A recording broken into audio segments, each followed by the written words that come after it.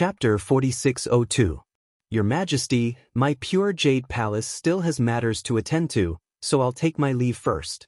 Seeing this, the pure jade palace master bowed slightly and was about to leave. Don't worry, pure jade palace master. Immortal Emperor Go-Chen said faintly, after I finish speaking, we'll return to the Immortal Palace together. The pure jade palace master was helpless and could only stand there. However, he had already closed his eyes, leaving only one ear here. Exen violated the immortal law and has been imprisoned in the Heaven Punishment Prison Crystal. Immortal Emperor Go-Chen said coldly, "Does Master Xiao Lei have anything else to ask?" Xiao Hua looked at Immortal Emperor Go-Chen with a smile that wasn't a smile and said, "Your Majesty seems to know what I want to ask, so there's no need to change the topic." Xiao Hua. Immortal Emperor Go-Chen's tone was even colder as he replied, "Where Exen is imprisoned is my decision, it has nothing to do with you.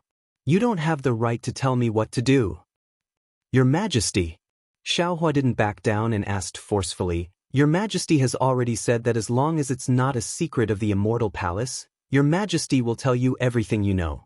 Where Princess Exen is imprisoned doesn't seem to be a secret of the Immortal Palace, right? Moreover, I only want to know where Princess Exen is imprisoned, that's all." Damn it. Immortal Emperor Go-Chen was furious and turned to East Sea Empress and scolded, "East Sea Empress, this is probably your idea, right? You actually dared to collude with the Dao sect behind my back." Your Majesty. East Sea Empress's tone was also cold as she replied, Exen is your flesh and blood after all. Although she violated the immortal law, hasn't it been remedied now? Moreover, your gains are 100 times more than what you lost. Not only did Exen not make any mistakes, she even contributed. Why are you so heartless and not telling me where she is imprisoned? Could it be that your face is more important than Exen's several hundred years of loneliness and punishment? As for colluding, this concubine doesn't dare to accept this word. Presumably, someone in the Medicine Flower Palace is worthy of this word? Master Xiao Lei came to ask for an audience, but as the master of the Immortal Palace, you actually came out of the Medicine Flower Palace. Hearing that East Sea Empress actually came to the Medicine Flower Palace Master, Xiao Hua was slightly stunned. He hastily learned to hide to listen to the Flower Palace Master. When he looked at Sun Jian again, he felt a little embarrassed. Immortal Emperor Go-Chen snorted and interrupted her before she could finish. His voice was somewhat hysterical as he roared, "That's right, I've hardened my heart. So what? On the day of the Heaven's Choice Assembly, how many chances did we give Exen? As long as she tells me Tian Exen's whereabouts, we will definitely not punish her. But what about her? In front of the Mahavarakana world revered one, in front of the golden-winged great Peng, in front of the many family heads who came to congratulate him, he shattered his dignity. For the sake of the Immortal Palace, I racked my brains every day, thinking hard about how to appease the 4 aristocratic families and how to play with the Buddhism sect and the demon clan. Relying on your favor, you didn't put me in your eyes and made me unable to get out of the embarrassing situation. The awkwardness that day. It's not like you didn't see it. You only knew how to beg bitterly. Did you think of my feelings? Have you ever thought of Ching and Miao Miao? Now look at you. You actually joined forces with Dao sect cultivators to force me. Do you still treat me as the master of the Immortal Palace in your eyes?"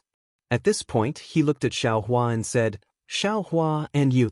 I don't know how Exen gave that half Tian Exen to you. However, since you took Tian Exen, you should know how important Tian Exen is to Exen. You are only a Dao sect cultivator. What use do you have for Tian Exen? Don't tell me you didn't have any other thoughts that day. You wanted to use Tian Exen to force me to do something. However, it's good that we had good fortune. When Chu appeared by your side, Tian Exen used his hand to return the 5 cheese unifications technique to my Immortal Palace. Today, you forced the Immortal Palace, we didn't pursue your crimes. This is already not bad. You actually dare to interrogate us?" Seeing Immortal Emperor Go-Chen turning hostile like flipping a book and immediately denying him after gaining the upper hand, Xiao Hua was also helpless. he said faintly, it's naturally useless for me to take Tion Xin. But Tion Xin. I can't return it to Xin Xin. Xin Xin also didn't tell me how important Tion Xin is. You naturally can't take it out. As long as Tion Xin touches it, it will definitely fuse together. How can you take it out? Immortal Emperor Go-Chin said coldly, this is Xin Xin's sorrow. So, Xiaohua raised his head and said, I'm coming. I'm going to erase this sorrow. What? Immortal Emperor Go-Chin sat up from his golden chair and roared, if we didn't tell you, would you have entered the Immortal Palace? Why not? Xiaohua also sneered. Previously, I didn't have the strength. I can. At this time, East Ocean Empress also stood up. After saying one word, she changed her words. Your Majesty, you have changed. You have really changed. You have changed so much that I don't dare to recognize you. There is no one in this world who doesn't change. We are changing, you are changing, Xin is also changing. However, your changes can't catch up to us. That's why you said we have changed. Immortal Emperor Go-Chin said and pointed at Xiaohua. Isn't he also changing? Previously, he was just a small Dao sect cultivator struggling at death's door in hidden immortal continent. Now, he can be arrogant in front of us and point at us to interrogate us. East Ocean Empress shook her head in disappointment. You are wrong. When I said change, I wasn't talking about this change. Their change is a happy change, but your change is cold. Change is change. There is no difference in nature. Immortal Emperor Go-Chin replied, for the immortal Dao. All changes are worth it. Yes, for the immortal Dao. East Ocean Empress sighed, I can abandon my family and bloodline. After saying this, East Ocean Empress patted her golden chair and turned into a golden light that rushed into the immortal palace. Under the golden light, two pearl-like tears shone with despair. Your Majesty, you really won't tell us? Xiaohua watched East Ocean Empress leave and looked at Immortal Emperor Go-Chin with lightning eyes. You want to attack? Immortal Emperor Go-Chin sneered, I'm not afraid of you knowing. Now that I have the Son of Heaven's sword, I have already surpassed the shackles of the 3 continents. Although you are a human Mahayana realm cultivator, you are still not us match. If you could activate the Son of Heaven's sword right now, would you still be here wasting time with me? Xiaohua retorted. Immortal Emperor Go-Chin snorted again. He raised his hand and pointed. The clear sky mirror flew out again and a pillar of golden light fell from the sky. You have a good plan. Xiaohua sneered and said, do you think I am Xie Xin? Your imperial treasure that can restrain Confucian cultivators is not us match.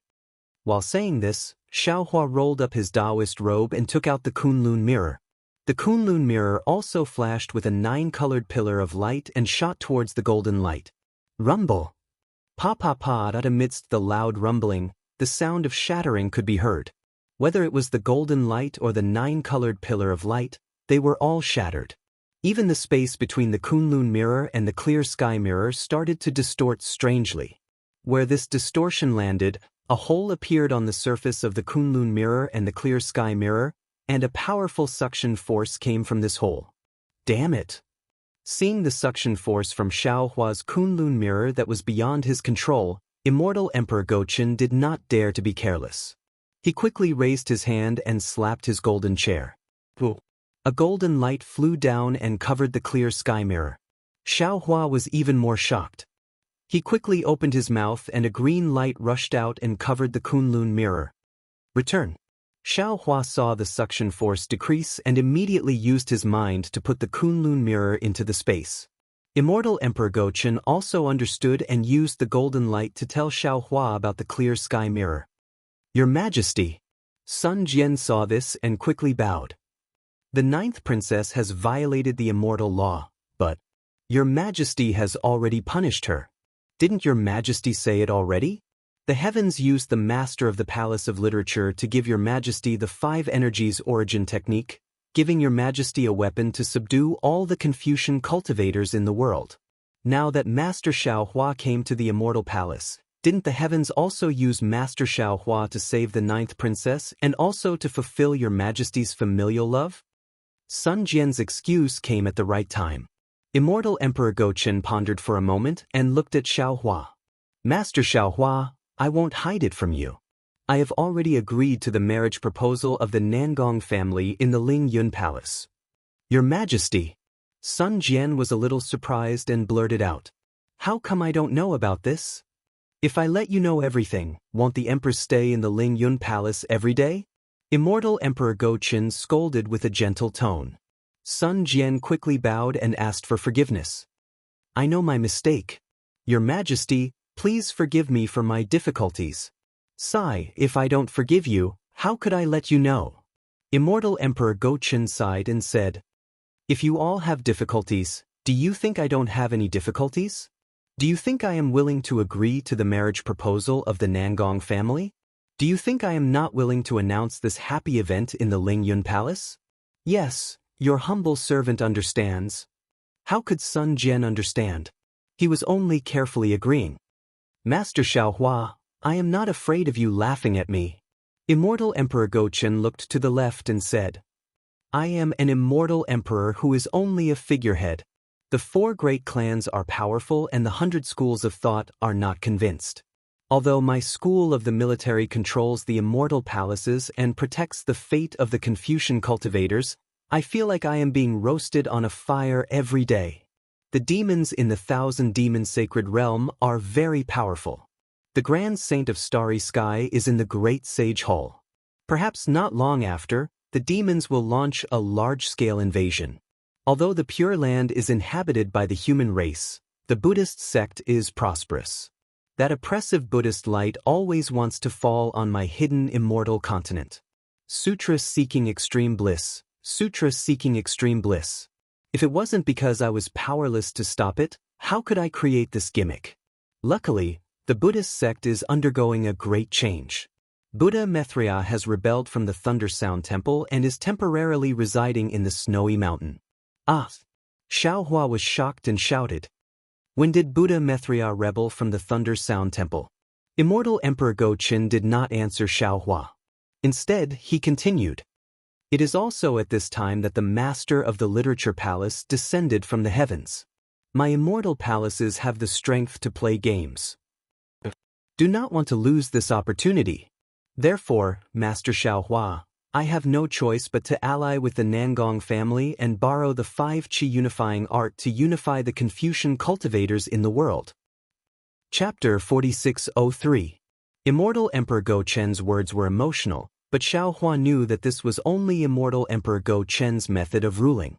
He wanted to retort, but seeing that Immortal Emperor Gochen seemed to be relenting, he went along with Immortal Emperor Gochen's words and said, Your Majesty's hard work, I can understand it.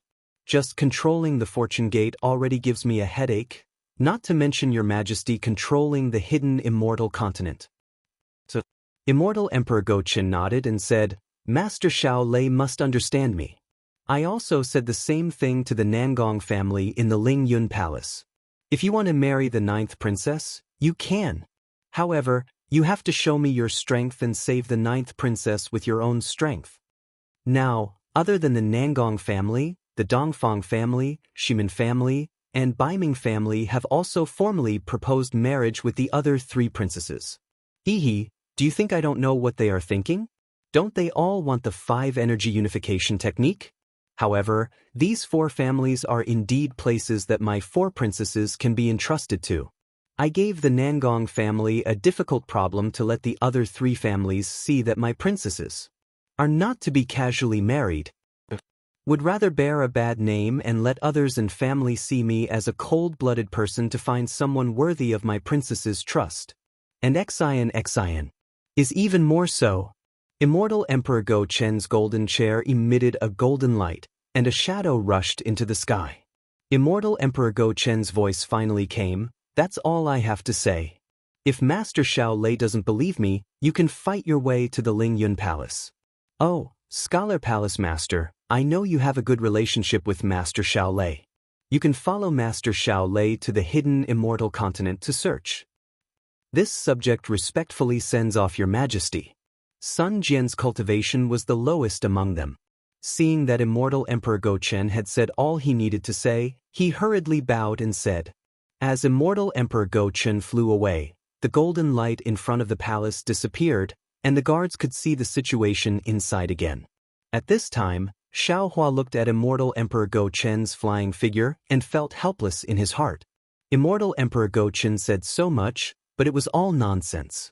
He didn't reveal where Xen was imprisoned. But all this nonsense was to tell Xiaohua. How could the princess of the Immortal Palace be easy to marry?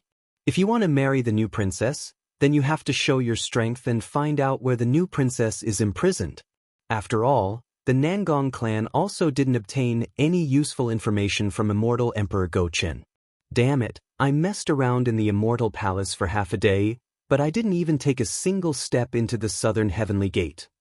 Xiaohua gnashed his teeth in hatred as he inwardly cursed. Furthermore, I can't say anything. He was trying to find a reliable lover for his daughter. No wonder he could become an immortal emperor, while I can't even be the Fortune Gate's gate chief.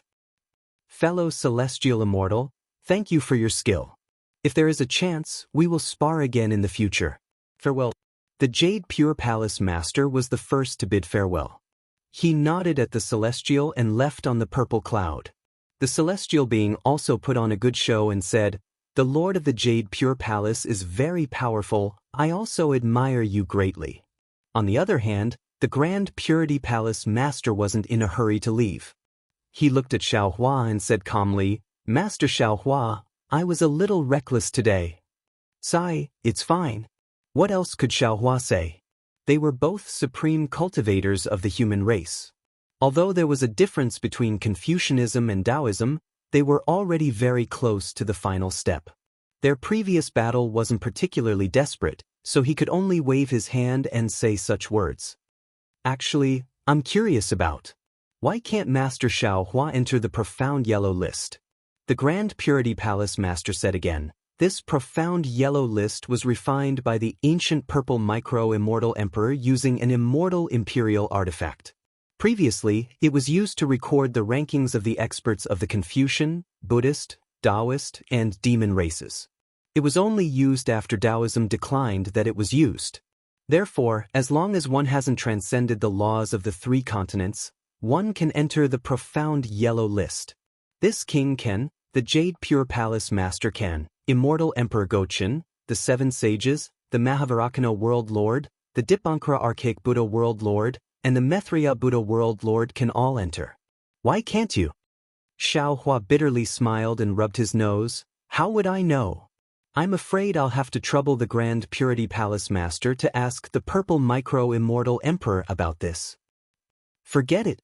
The Grand Purity Palace Master bitterly smiled. This king is too stubborn.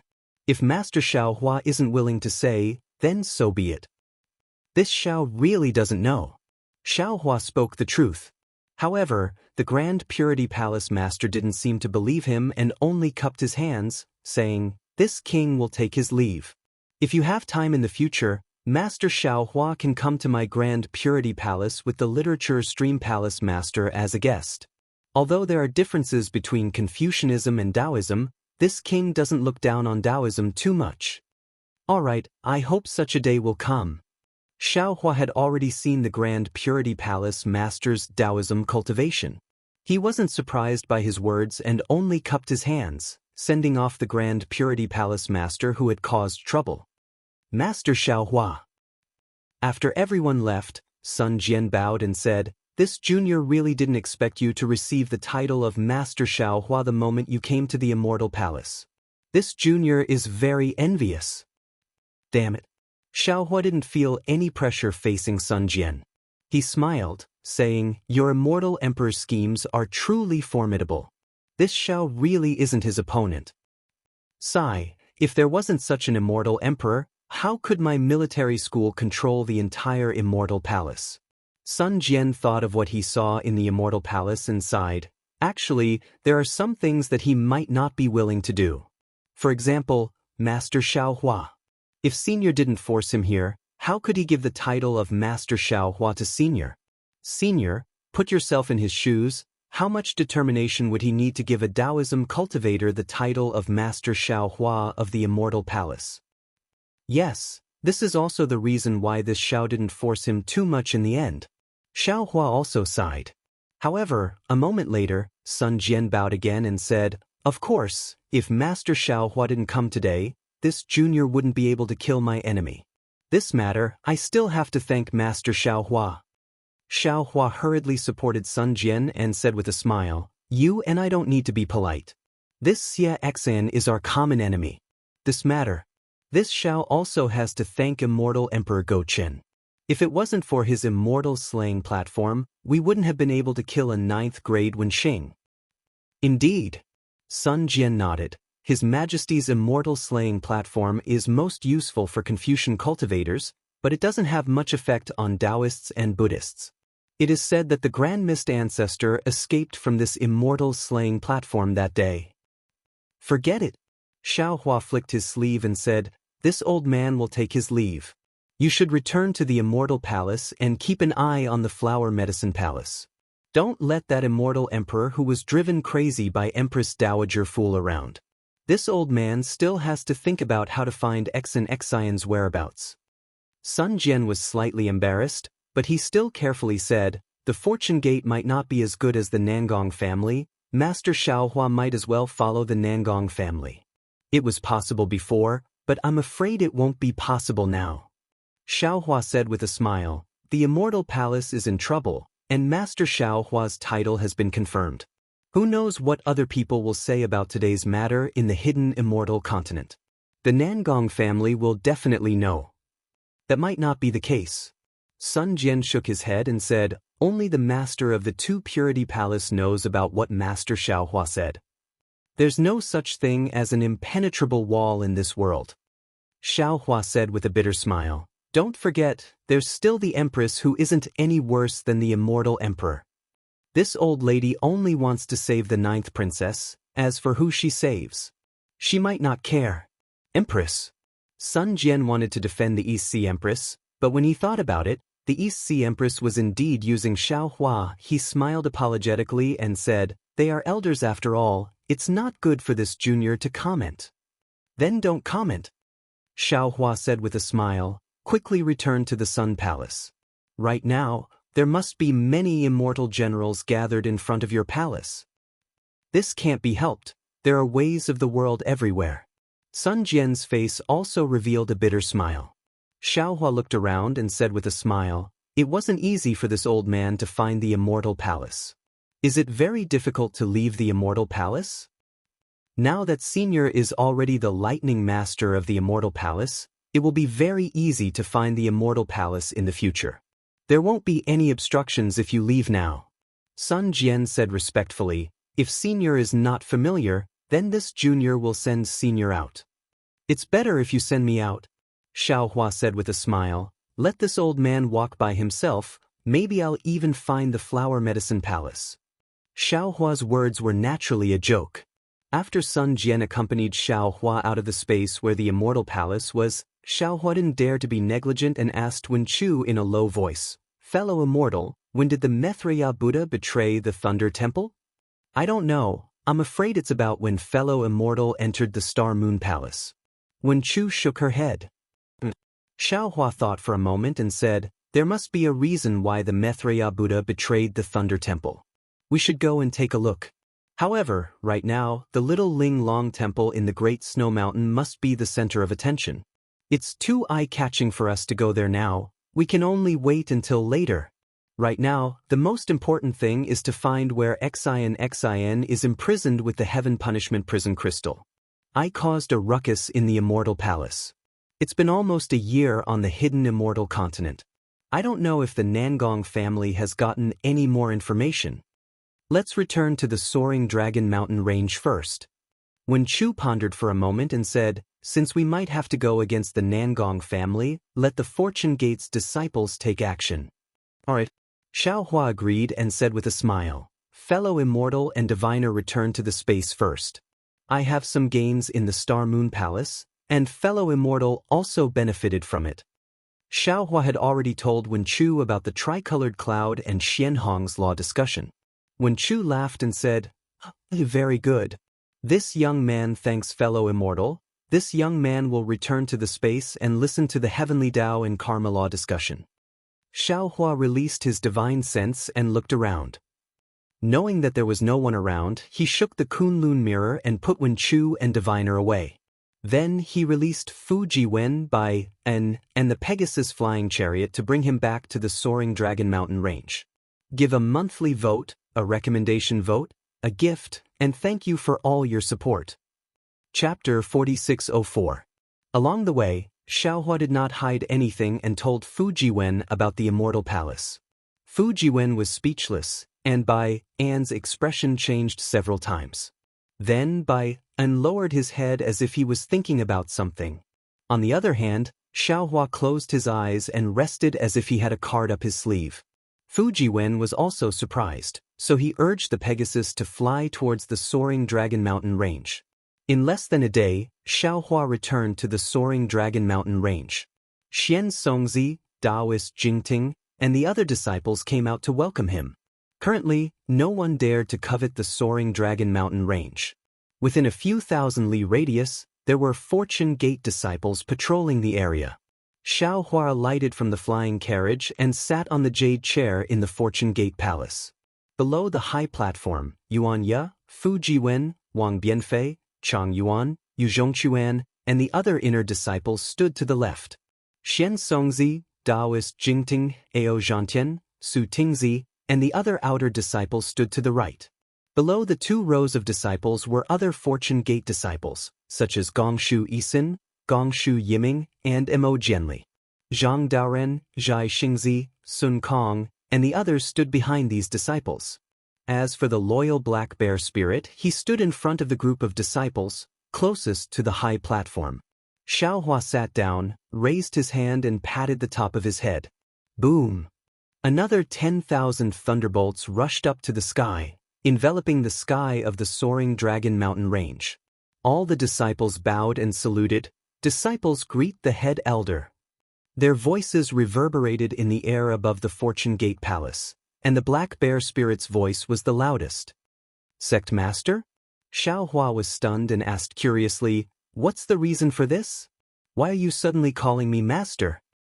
Master, the title of Sect Master, is something that disciple discussed with Bai and on the way back. After discussing it with the other senior and junior brothers, everyone felt that it was appropriate. Fu Jiwen calmly walked out and bowed. There are 4 reasons for the Sect Master's words. First, there is a record in the middle treatise. The previous emperor appointed instructors, and the Sect Master taught the 6 virtues. This is the origin of the title of Sect Master. In other words, it means to be in charge of teaching. My master is my Fortune Gates professor, and all cultivation techniques are taught by my master. He is worthy of the title of Sect Master. Secondly, our Fortune Gate is now divided into 2 parts. The Shao country has already been established, and junior brother Lan is the grand preceptor of the Shao country. On the other hand, the soaring Dragon Mountain Range's Fortune Gate has already been established. With Master as the gate chief, wouldn't his position be the same as junior brother Lan? Therefore, Shifu should appoint junior martial brother Li Xiang or junior martial brother Xiong Yi as the sect leader. Shifu should be in charge of a country or a sect, he should be the sect leader. Thirdly, now that the Tao sect has fallen, Master used his own strength to create the Tao sect. The Tao sect stood side by side with the Confucian cultivators, the Buddhist sect, and the demon race. They were the inheritances of the human race. His master was naturally called the Sect Master. Fourthly, as the Dragon Master of the Dragon Island and the Lightning Master of the Immortal Palace, Master has a noble status and is worthy of the title of Sect Master. If you're talking about an illusion, I do know about it. But what about this great master? Xiaohua asked with interest. What kind of story is this? Hee, great master. The black bear spirit hurriedly laughed. This is what this little one said. Previously, senior martial brother Fu only said Sect Master, but this little one felt that Sect Master was not intimate enough, so it was better to call him Great Master. At this time, Wang Bianfei also walked out with a smile and bowed, Since Shifu is great master, then what about martial uncle Lei Ting? Martial uncle Wuxia? Isn't it second great master or third great master? Therefore, this disciple suggested calling Shifu great master. Xiaohua didn't know whether to laugh or cry. He looked at his disciple and waved his hand, saying, "Our Tao sect, Confucianism, Buddhism, and demons exist side by side. Naturally, we can be called a sect. But with the decline of the Tao sect in the hidden immortal mainland, although we have a certain status, compared to the real Tao sect, we are still insignificant. If this great master was heard by others, we would be mocked as a frog at the bottom of a well. Don't mention this again in the future." Fu Jiwen didn't agree with Xiaohua's opinion and said respectfully, "This disciple doesn't think so. That immortal Emperor Go Chen's strength is similar to Shifu's, and Mahavajrana is also not much stronger than Shifu. Even the golden-winged Great Peng. Didn't it also lose to Shifu? They can call themselves immortal emperors, world sovereigns, and great sages, so why can't Shifu call himself great master? Moreover, only when Shifu is great master can junior martial brother Lan and junior martial brother Xiong be good sect masters. Only then can we disciples spread our branches and spread our leaves." Senior Xiao. At this time, Zhai Xingzi also came out and said respectfully, "Senior martial brother Fu Jiwen is right. Currently, Senior is the leader of our Tao sect, and your position determines the development of our Tao sect. Only the title of Great Master is suitable for Senior's identity. Moreover, I think that since the primordial chaos ancestor can call himself an ancestor, then Senior can naturally call himself the sect master. Only an open, upright, and broad-minded person like Senior is worthy of being the sect master of my Tao sect." Listening to everyone's words, Xiaohua inwardly pondered. Everyone's words were reasonable. Perhaps he was indifferent to fame and fortune, and didn't like these titles, but he couldn't block the path of others because of this. If he didn't elevate himself, how could Xiong Yi, Fu Jiwen, and the others have the space to display their abilities? What would others think of his fortune gate? If he didn't follow good advice, there might be a second or third Lan Prince appearing. Good. Xiaohua nodded. In that case, Shifu can also reluctantly be great master. "Greetings, sect master." All the disciples were overjoyed. Just as Xiaohua was about to raise his hand to help the group of disciples up, he heard the lightning reverend call out from within the space, "He, fellow Taoist Xiao, if you are the head elder, then am I the second head elder?" Xiaohua laughed inwardly, "I won't say anything about this matter. Let's hear what the disciples have to say." Good. The lightning immortal, Wuxia, and the others cheered in the space. "Good disciples." After waiting for all the disciples to stand up, Xiaohua said with a smile, "You all pushed your master to the peak of the limelight of the head elder, then how do you and the other martial uncles rank?" "Shifu, don't be impatient." Wang Bianfei was the most quick-witted and hurriedly said with a smile, "Disciples have already come to a conclusion on this matter, but Shifu, please explain to your martial uncles that you are the same as Shifu, you can also be great master. But since you are in the fortune gate, you can only have Shifu as the great master. The other martial uncles are not ranked first or last, they can only be addressed differently." "Let's hear it," Xiaohua asked with interest. Wang Bianfei respectfully said, "The Kunlun Paradise's fortune gate was first established by martial uncle Lei Ting. If Shifu is great master, then martial uncle Lei Ting is second master." Hearing this, Xiaohua waved his hand, and the Kunlun mirror flew out and landed above his head. A light pillar flickered, and the lightning immortal walked out from the Kunlun mirror. "We disciples greet the second elder of the sect." Wang Bianfei was overjoyed, and he led his fellow disciples to kneel. Zhai Xingzi and the others were confused, but when they saw another Grand Ascension Stage human cultivator walk out, they were ecstatic. Good disciples, stand up. It's good that you didn't forget this old man. This second master. This old man is very fond of you." The lightning immortal cared about his face the most, and when he heard his disciples calling him second master, leaving Wuxia and the other clones behind, he was overjoyed. He laughed heartily as he helped his disciples up, and with a wave of his hand, a jade bottle appeared in front of each of them. The lightning immortal casually took out a jade chair and sat to Xiaohua's left. He smiled and said, "This is a pill refined by this old man, and it has nothing to do with cultivation techniques. Take it." "Many thanks, second master." All the disciples were overjoyed, and after expressing their gratitude, they accepted the pills. Xiaohua smiled and said, "You are generous." "Eyes, disciples, I will naturally be generous." The lightning immortal's face was filled with joy, and he looked at his disciples with benevolence in his eyes. Fu Jiwen took another step forward and said respectfully, "Master, Martial Uncle Wen Chu also put in a lot of effort when building the Fortune Gate. He should be the third master." The Kunlun mirror shook again, and Wen Chu stepped out from the light pillar. He laughed and said, "I am the third master." Disciples greet third master. All the disciples were of the same cultivation level, but those who cultivated Confucianism were more respectful. This is the literary star that the sect master was talking about? Gusu Chiodi exclaimed when she saw Wen Chu's unfathomable cultivation. She immediately recalled Xiaohua's words. "Hee, not bad, little girl." Wen Chu laughed and said, "This old man is not only the third master of the Fortune Gate, but also the owner of the Literature Palace. When I have time, this king will personally go to the Gusu family to propose marriage as the owner of the Literature Palace." Junior thanks the third master. Gusu Chiodi was so happy that tears flowed down her cheeks. "You can all get up." Wen Chu also took out a jade chair and sat beside Xiaohua. He raised his hand and helped all the disciples up. Not to mention Gusu Chiodi, even Gongshu Isin, Gongshu Yiming, and Emo Jianli were pleasantly surprised. They were brought back to the soaring Dragon Mountain range after coming out from the Star Moon Palace. Although the Fortune Gate also had Confucianism disciples, these disciples' strength far surpassed the three of them. The three of them didn't know which disciple Xiaohua would find to be their master, and they were anxious every day. Today, seeing Wen Chu come out, how could they not know that this was the master that Xiaohua had found for them?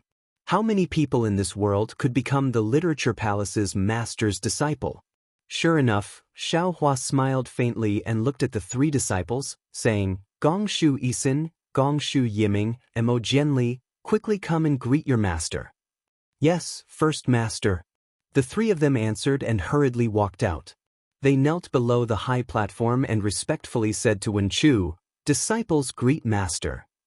Chapter 4605. Stand up.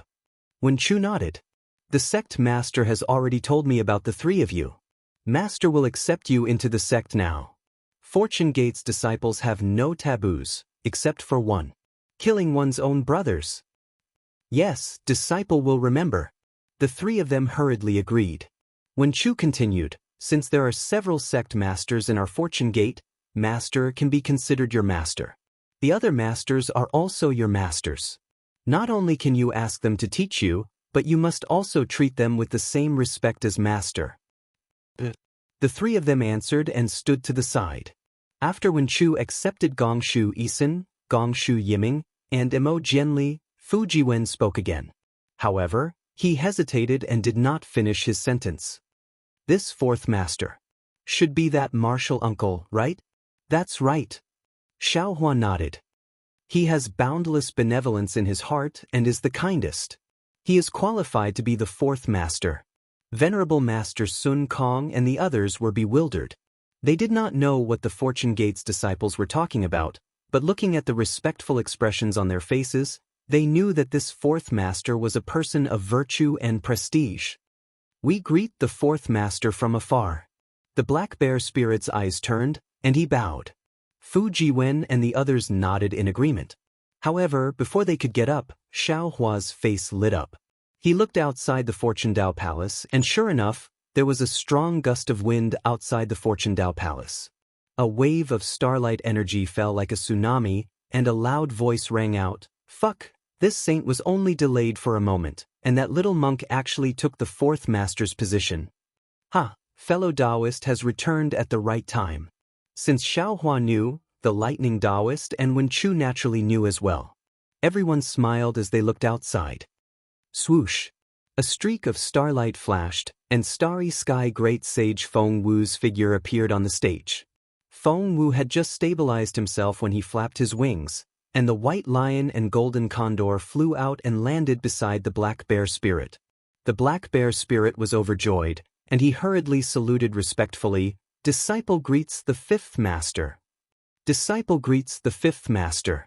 Fu Jiwen and the others did not dare to delay and saluted as well. Starry sky great sage.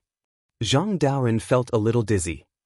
The demonic beast clan's #1 master, the great holy temple's #1 great saint, is the fortune gate's 5th old master, then what about the sect master's 4th old master? Little monk. When he thought up to here, Zhang Daoren came to an understanding. However, he knew that even if he died, he wouldn't tell anyone about this understanding. Supervoid Great Sage Feng Wu glanced at the people beside Xiaohua. She swaggered over to a jade chair and sat down. She smiled and said, "Fortunately, we returned in time. Those people still haven't come out." Then, Supervoid Great Sage Feng Wu waved her hand and helped the disciples up. Immediately after, she bestowed a demon fruit to each disciple. "Fellow Taoist, why did you suddenly return to the soaring Dragon Mountain range?" Xiaohua asked with a smile when he saw Feng Wu sitting down. "You should be comprehending profundities in the Great Sage Hall right now. I heard that the Star Moon Palace had been closed. Knowing that you had returned, I specially came to take a look." Feng Wu smiled and said, "Fellow Taoist, wherever you go, you don't come empty-handed. I'm sure you've left some benefits for me, right?" Xiaohua didn't know whether to laugh or cry. He said, "You have a good idea? You want to plunder I before returning to the Great Sage Hall to comprehend. The profundities in the Great Sage Hall are all at the peak of the 3 continents."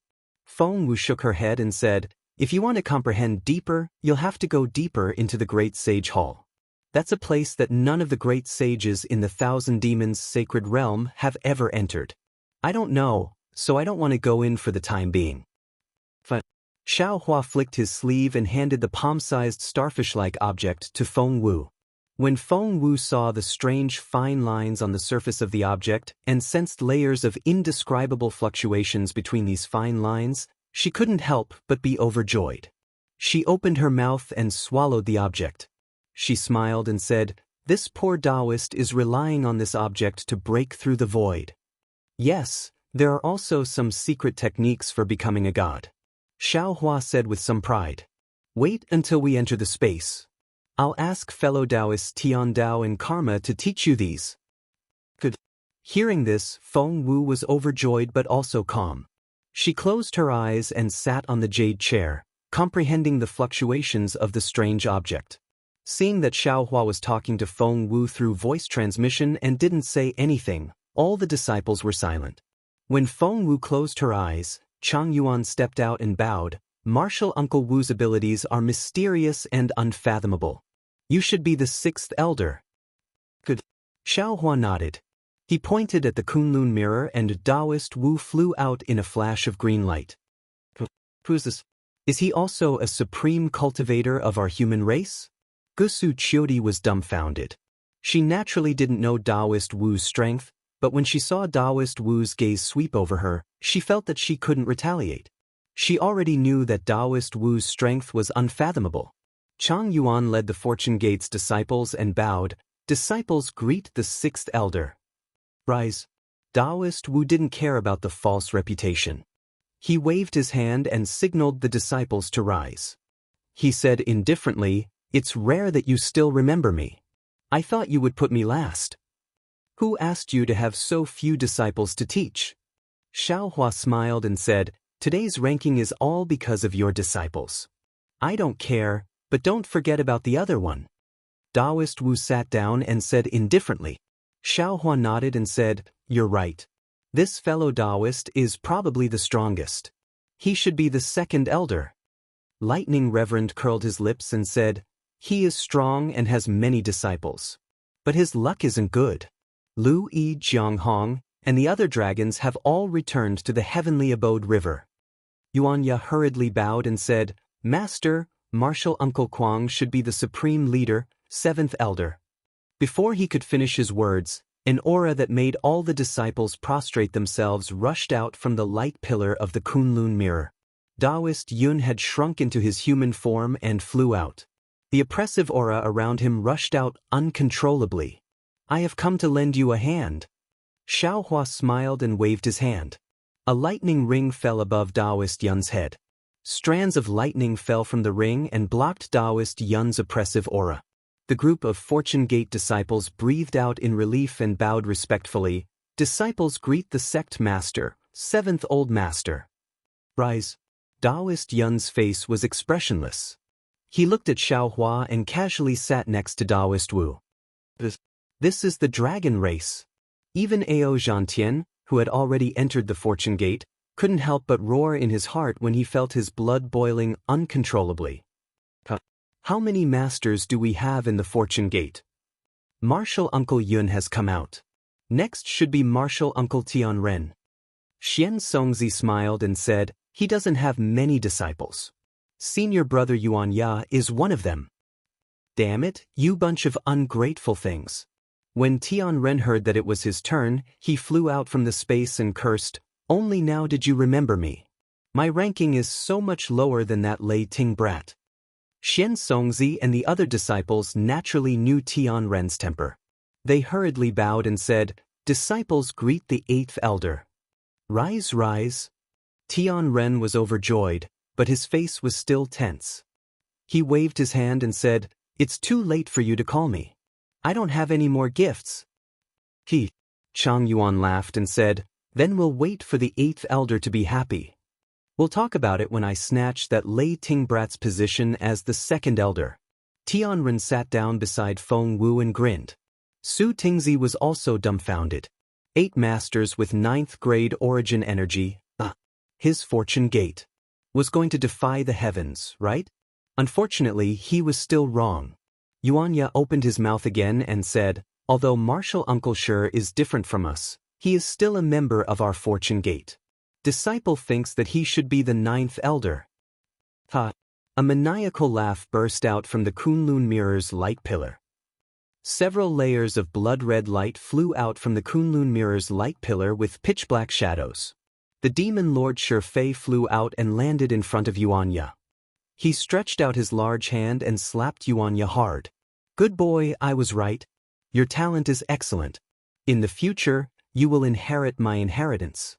The task of dominating the devil world will be handed to you. Fu Jiwen and the other disciples were naturally familiar with this devil clan's martial uncle. They hurriedly bowed and said, disciples greet the 9th Elder. Rise, rise. Archdevil Shi smiled from ear to ear. He waved his hand and a blood-red bead appeared in front of everyone. He said, this is soul essence. Although it's not much, it's enough to support your divine sense to increase by 10%. Thank you, 9th Elder. Although the disciples bowed 9 times, they were still very happy. After Archdevil Shi sat down, Xiaohua looked around and said with disappointment, what a pity. What does fellow Taoist mean? Not only were the disciples confused, even the Thunderbolt Master and the others were confused. Xiaohua looked at the sky outside the Fortune Dao Palace and said, my Fortune Gate should have a 10th Elder. Unfortunately, his whereabouts are unknown. He can't reunite with us. 10th Elder? The Thunderbolt Master and the others were stunned and asked curiously, how come we don't know? Xiaohua smiled and told them about the disappearance of the Phoenix celestial body. Back then, Xiaohua's doppelganger technique was too shallow. The doppelgangers did not have their own consciousness, so they did not know about this matter. When Feng Wu heard this, a thoughtful expression appeared on his face.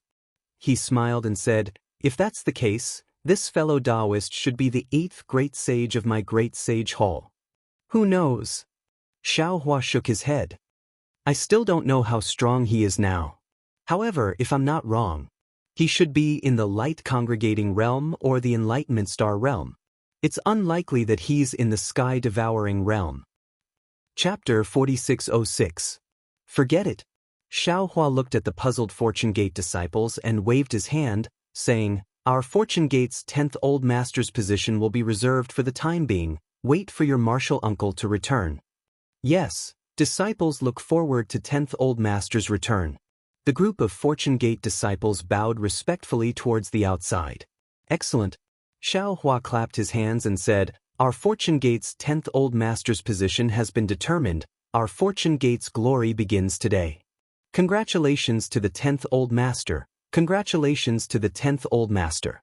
Seeing that their Fortune Gate actually had 9 of the 3 mainland's supreme cultivators, all the Fortune Gate disciples were overjoyed and congratulated in unison. After the thunderous cheers subsided, Xiao Hua's gaze swept over the crowd below the stage, asking, Xian Songzi, how was the reception of our Fortune Gate's disciples? Xian Songzi did not dare to be negligent, hurriedly bowing and answering, reporting to First Old Master. Disciple accompanied senior brother Jingting, junior brother Wang Bianfei, junior brother Yu Zhongquan, and junior sister Chang Yuan to the 3 mainlands to welcome the Star Moon Palace's Fortune Gates disciples. After 10 months and 11 days, we welcomed a total of 8,092 Gold Core Realm disciples and 3,601 Foundation Establishment Realm disciples. Among them, 37 were injured. Disciple was ordered by First Old Master to investigate the cause of their injuries. 14 of them were injured by accident, and Disciple felt that there was no need to pursue the matter. Of the remaining 23, 14 were injured in the Thousand Beasts Sacred Ground, 7 were injured in the hidden Immortal Mainland, and 2 were injured in the Pure Land of Bliss. Disciple was ordered by First Old Master to kill 49 people and exterminate 85 demonic beast tribes. However, as of now, there are still 15 disciples whose whereabouts are unknown. First Old Master, please punish them. Good. Xiao Hua nodded, praising, You've done well. Our Fortune Gate's disciples should distinguish between good and evil. We can't let others bully us, but we can't bully the weak. As for those 15 disciples, Master and Xiong Yi brought them back to the Fortune Gate. Master left in a hurry that day and forgot to tell you. This is Master's fault. It's good that all disciples are fine. Xian Songzi finally let out a long sigh of relief, his face relaxed. What about Ao Zhan and those dragons? Xiao Hua asked again. Yu Zhongquan hurriedly replied, Sect Master, I saw Ao Zhan. According to them, after senior brother Lu Yi and junior sister Jiang Hong unified the Grotto Heaven River, they expanded their forces to all the rivers of the hidden Immortal continent. It seems that there was some misunderstanding with Ao Zhan's forces. He left in a hurry and didn't have the time to thank Sect Master. And let them be. Xiao Hua waved his hand and said, Jiang Hong is the princess of the Heavenly Abode River. She is the rightful ruler of the Heavenly Abode River. Ao Zhan was also a direct descendant of the dragon race, so it was natural for him to be in charge of the race. Furthermore, these 2 dragons were both leaders of their time and talented commanders. It would be strange if they didn't run into each other. Furthermore, from the perspective of the Dragon Clan, Jiang Hong's status seems to be slightly lower than Ao Zhan's. Now that Jiang Hong's power has far surpassed Ao Zhan's, how could Jiang Hong possibly submit to Ao Zhan? Master, shouldn't we remind junior sister? Fu Jiwen asked worriedly. It's necessary to remind her. Xiao Hua's face gradually turned frosty as he said, but a reminder is only a reminder, not their true intentions. Master only wants to say that all of you can do whatever you think is right, even if there are some things that Master doesn't like. However, all of you must remember that you are Fortune Gate's disciples. Killing fellow disciples is no exception. The moment Xiao Hua's words left his mouth, thunder rumbled, and the entire soaring Dragon Mountain range was covered in ice and snow.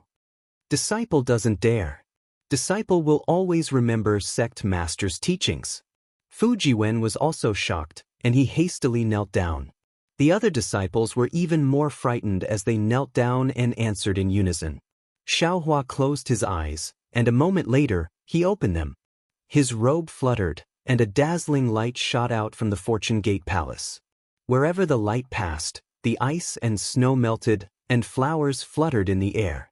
Rays of sunlight also fell from the sky, and it was actually spring again. The coldness on Xiao Hua's face gradually disappeared, and he said, You all can stand up. All of you have done well. Master is just giving you a reminder. Yes, sect master. The group of disciples stood up again. In this short period of time, they had lost count of how many times they had knelt and stood up, but there was only respect in their hearts, and not the slightest trace of dissatisfaction. Is the Shao country's establishment going smoothly? Have those filthy people been cleaned up? Xiao Hua's gaze swept over the group of disciples. Fu Jiwen hesitated slightly. After all, he was the one who had received the Grand Preceptor's lot and had his disciple deliver it to Prince Lan. However, he had followed Xiao Hua to the Immortal Palace, and just as he returned, Xiao Hua had been promoted to a high seat in the hall. He did not receive any report from his disciple. Fortunately, Wang Baifei hurriedly bowed and said, "Master, Prince Lan's master."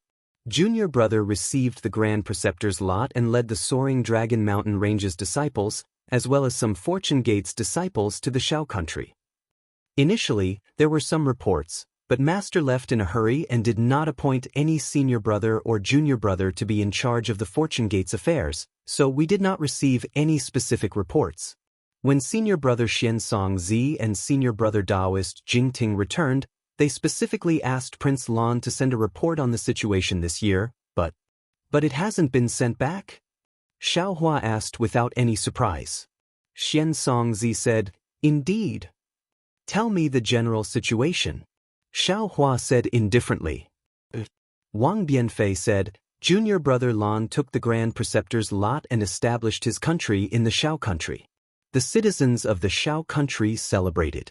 Later, junior brother Lan mobilized the Fortune Gate's Iron Army and annihilated the dozen or so countries of Taoist and Confucian cultivators that Master had warned against. Currently, the Shao country's territory has expanded by another 20%. Wang Baifei explained the general situation he knew and concluded, the current Shao country has become the largest empire on the hidden Immortal mainland. Moreover, it's a Taoist country. Disciple heard that junior brother Lan is supervising the construction of the capital city and is preparing to invite Master to be the ruler of the country. Chang Yuan added, "No need." Xiao Hua waved his hand and said, "The Shao country was established because of the people, and the people are the master. Appointing a ruler is the way of governing a country. Our Taoist sect emphasizes on non-interference, so there is no need for a ruler." A Shao country without a ruler? Fu Jiwen was also stunned, and then smiled bitterly. "Master, what you said is the legendary ideal country. How can it be realized in this country where there are so many Confucian countries? Let's try it first." Xiao Hua waved his hand and said, "Master has already established the country according to the Immortal Palace's rules. As for how to govern the country, there is no need for the Immortal Palace to interfere, right?" "That's true." Fu Jiwen smiled and said, "How to govern the Shao country is Master's business. The Immortal Palace has no right to interfere. Of course, the Shi country's affairs are more like a secular country's governance. You and I have no experience. Master's opinion is only for reference. As for the specific situation, let His Highness Lan decide according to the situation." At this point, Xiao Hua transmitted his voice to Fu Jiwen. "Jiwen, secretly send enough people to the state of Shi to investigate the recent, even the situation of His Highness Lan in the past 10 years. Be careful, no one is to speak of this matter." "Yes," Fu Jiwen was shocked and hurriedly agreed.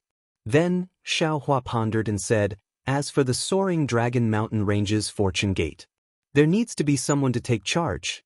All of you want to cultivate by yourselves, who can handle the daily affairs. Wasn't Master angry just now?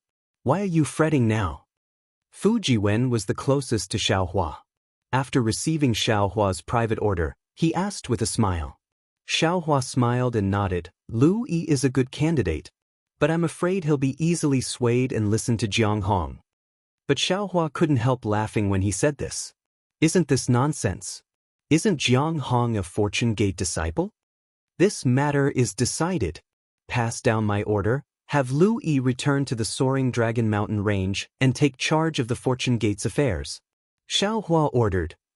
"Yes, disciple will pass down the order." Fu Jiwen hurriedly agreed. "There's one more thing.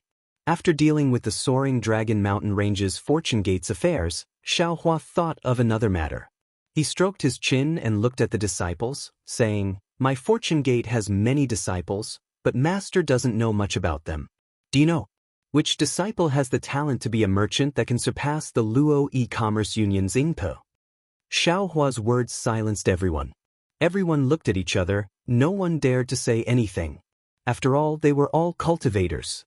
It was enough for them to cultivate, who would care about merchant matters. Not to mention finding out whose disciple had the talent to be a merchant. Fu Jiwen pondered for a moment, then looked at the disciples on his left and asked, "Why are you asking this for no reason?" The Luo e-commerce union was established by Ingpo's family. It's not good for our Fortune Gate to interfere. Even if Patriarch Ingpo did something inappropriate, Master can just remind him.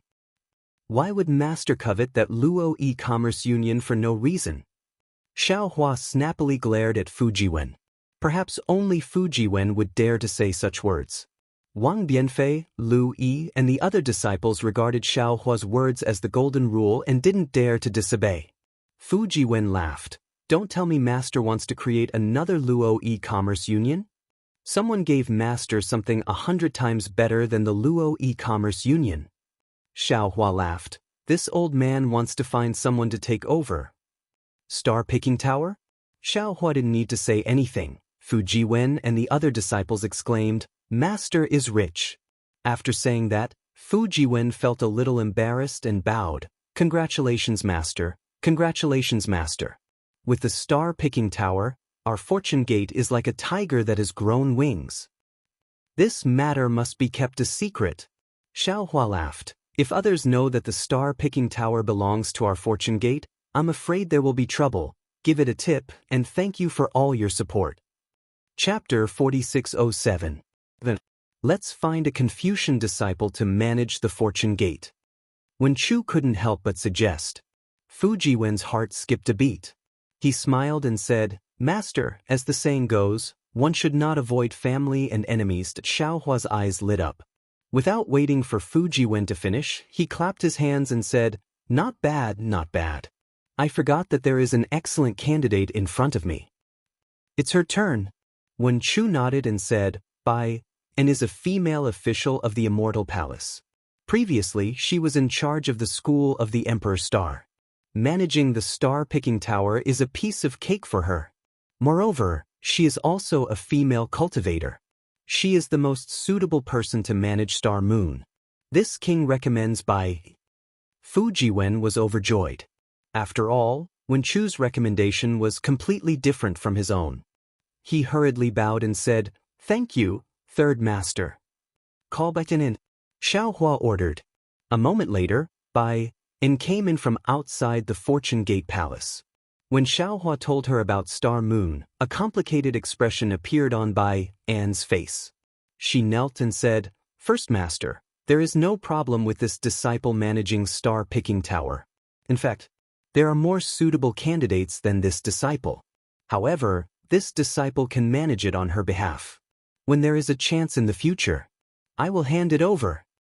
Xiaohua naturally knew that Bai and was talking about the new princess. He nodded and said, "In that case, you can manage it first." As he spoke, Xiaohua handed over some tokens of star-picking tower to Bai. At the same time, he also placed some transmogrification techniques in them. Fairy Xingyu had never shown her true face. With the tokens and transmogrification techniques, no one would be able to discover Fairy Xingyu's departure. In the future, when the new princess took over, she would show her true face. With the title of the Immortal Palace's 9th princess, who would dare to have any thoughts? After receiving Fairy Xingyu's tokens, Bai and looked around and stood next to Fu Jiwen. Xiaohua looked at the listless Bai and ordered, "Cheer up. Hurry up and take over Star-Picking Tower and find out about the Nangong family." Upon hearing the words, Nangong family, Bai and immediately woke up as if he had been injected with chicken blood. He hurriedly stepped out of the ranks and bowed to ask for the order. Disciple understands. Disciple requests Sect Master to allow Disciple to take over right now. Approved. Xiaohua nodded. But you must be careful. Don't let anything go wrong. Don't reveal the secret. Don't worry, Sect Master. Tao Wu said proudly, I was born in the Immortal Palace and have done many underhanded things. I will not be discovered by the other disciples of Zhai Xinglu. Actually, it doesn't matter even if you find out. Xiaohua said with a smile, it's just that Master doesn't want to go through so much trouble right now. Fujiwen, bring some disciples to assist by... Yes, Master. Fujiwen received his orders and hurriedly left the Fortune Dao Palace with Bai. Subsequently, Xiaohua asked a few more questions about the Fortune Gate before dismissing all the disciples. In the end, only Zhai Xingzi, Gusu Qiudi, Zhang Daoran, and esteemed Master Sun Kong remained. Looking at the four people's respect, Xiaohua smiled and said, Lady Gusu. Yes, Sect Master. Gusu Qiudi knew what Xiaohua wanted to say. Her face was as red as a hibiscus. Your relationship with Zhai Xingzi is stronger than gold. After going through so many twists and turns, you are still together. This old man is very envious. This old man has promised to invite Wenxing to your Gusu family to propose marriage. Today, I will invite the Confucian Immortal Master, the Scholar Palace Master, to personally go to the Gusu family. I wonder if you are satisfied. Gusu Qiudi bit her lips and nodded. This junior thanks Sect Master. Fellow Immortal Wenchu. Xiaohua smiled and said, Gusu Qiudi and Zhai Xingzi are this old man's good friends. I will have to trouble you with this matter. Alright. Wenchu stood up from the jade chair and nodded. This old man has already mentioned this matter. Leave it to this old man. Zhai Xingzi. Xiaohua looked at the ecstatic Zhai Xingzi and said, This old man still has matters to attend to. I will not be able to personally accompany you to the Gusu family. Zhang Daoran and esteemed Master Sun Kong will go on behalf of this old man. Zhai Xingzi nodded happily and said, This junior understands, this junior understands. Sect Master. Esteemed Master Sun Kong shouted from the side, Since you are our Sect Master, then, can this junior's disciple come to the soaring Dragon Mountain range? Zhang Daoran's eyes lit up when he heard this. He had already planned to do this, but he wanted to wait for everyone to disperse before telling Xiaohua. However, he didn't expect esteemed Master Sun Kong to have already spoken. Thus, he didn't dare to delay and hurriedly said, This junior also has the same idea. Zhai Xingzi was unwilling to be left behind and said, Sect Master, this junior also wants to marry Qiu, her in the soaring Dragon Mountain range. All of you are allowed. Xiaohua laughed. You are all my good friends. How can I not allow it? This disciple also wishes to ask Gongshu Yiming and the others to accompany this disciple back to the Gusu family. Gusu Qiudi had not returned to her family for a long time and was somewhat nervous about returning home. She couldn't help but beg again. And sure. Xiaohua smiled and said, Since it is a joyous occasion, it should be lively. See if there is anyone else you know in the Fortune Gate. Invite them over. Thank you, Sect Master. Zhai Xingzi and the others were overjoyed. After expressing their gratitude, they followed Wenchu out. Not long after, everyone finished their preparations. Wenchu knew that Xiaohua still had important matters to attend to, so she simply waved her sleeves and put everyone away. With a sway of her figure, she headed in the direction of the Gusu family. Xiaohua stood up from his jade chair and looked at the empty Fortune Dao Palace. He couldn't help but smile and say, It's just a title of Sect Master and some ordinary orders. When these disciples leave, this old man actually feels a little reluctant. It seems that many cultivators are infatuated with power for a reason. Fellow Taoist, you are wrong. Taoist sorcerer said with a smile, You are someone who likes to gather and not part. You just don't like to see people leave when the song ends. It has nothing to do with being infatuated with power. Fellow Taoist personality is a little troublesome. Reverend Yun also agreed, It's fine now that we are all in the 3 continents, but when we leave, I'm afraid you will be sad again. AI, you are right. Xiaohua sighed and flew out of the Fortune Dao Palace with his clones. He said, Days like this are getting shorter and shorter. At this moment, it was dusk again. The sky was dark, and there was no beautiful sunset. Wisps of red light rushed out from the darkness, and a layer of gloom covered the entire land like an incomparably huge net. This gloominess was like Xiaohua's mood, and it tightly bound the human race's Mahayana realm, preventing him from being free. Xiaohua flew towards the depths of the soaring Dragon Mountain range. As he flew, he transmitted his voice to his disciples, telling them not to approach casually and not to panic even if they encountered any strange phenomena. After flying for the time it took to finish a cup of tea, they were already far away from the Fortune Dao Palace. However, Xiaohua didn't stop. After releasing his divine sense, he simply said, "Fellow Taoists, I think we should stay away from the soaring Dragon Mountain range. This place is protected by the Fortune Gate's Grand Formation.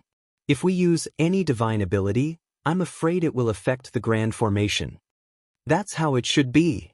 Taoist Wu nodded, and his clones flew out of the Grand Formation. After flying for half an hour, they saw a place with beautiful mountains and rivers. Although the night had gradually seeped in, when they looked at the place, they still felt refreshed. "This is it." Xiaohua was overjoyed. He raised his hand and pointed at the mountain in the distance. "Fellow Taoists, protect me." Normally, Archdevil Lord Shi, Heavenly Being, and Taoist Yun would be cultivating in the space. At this time, the three clones' expressions were solemn. They nodded like the other clones, and each of them stood still in midair. Xiaohua's figure swayed, and he landed on the mountain peak.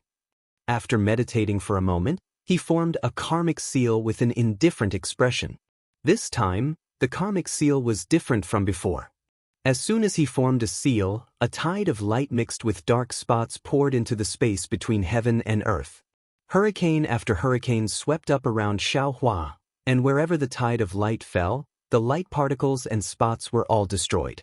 Strands of indescribable fluctuations were instantly generated. At the same time, hundreds of millions of laws of heaven and earth surged and pounced on Xiaohua's body. Although the area within 100 miles was covered by the storm, and Taoist Wu and his clones were slowly retreating with the storm, they could still see the light on Xiaohua's body clearly. The backlash of the laws and the accumulation of magic power lasted for 2 hours, and Taoist Wu and his clones had already flown out nearly 1,000 miles. Naturally, the area within 1,000 miles had also become the eye of the storm. "Fellow Taoist Wu." Heavenly Being was puzzled, and he asked with a voice transmission, "Fellow Taoist Xiao, why don't you go to the sky with such a great momentum? Won't you destroy the surrounding area if you stay here?" "Fellow Taoist, you don't know." Taoist Wu said with a smile, "Taoist spells are most particular about the heavenly Tao, and the heavenly Tao is contained between heaven and earth. If you're in the sky, you can only detect traces of heaven and earth, but not traces of earth. Princess XNXIN is suppressed in the heaven punishment prison crystal, and it's more likely that she's trapped somewhere on the ground. Therefore, fellow Taoist Xiao can only detect this karmic seal by touching the ground with his body. Of course, fellow Taoist Zhao's karmic hand hasn't reached phenomenal mastery yet. If it reaches phenomenal mastery, there's no need for such a great momentum, and there's no need for you to touch the ground."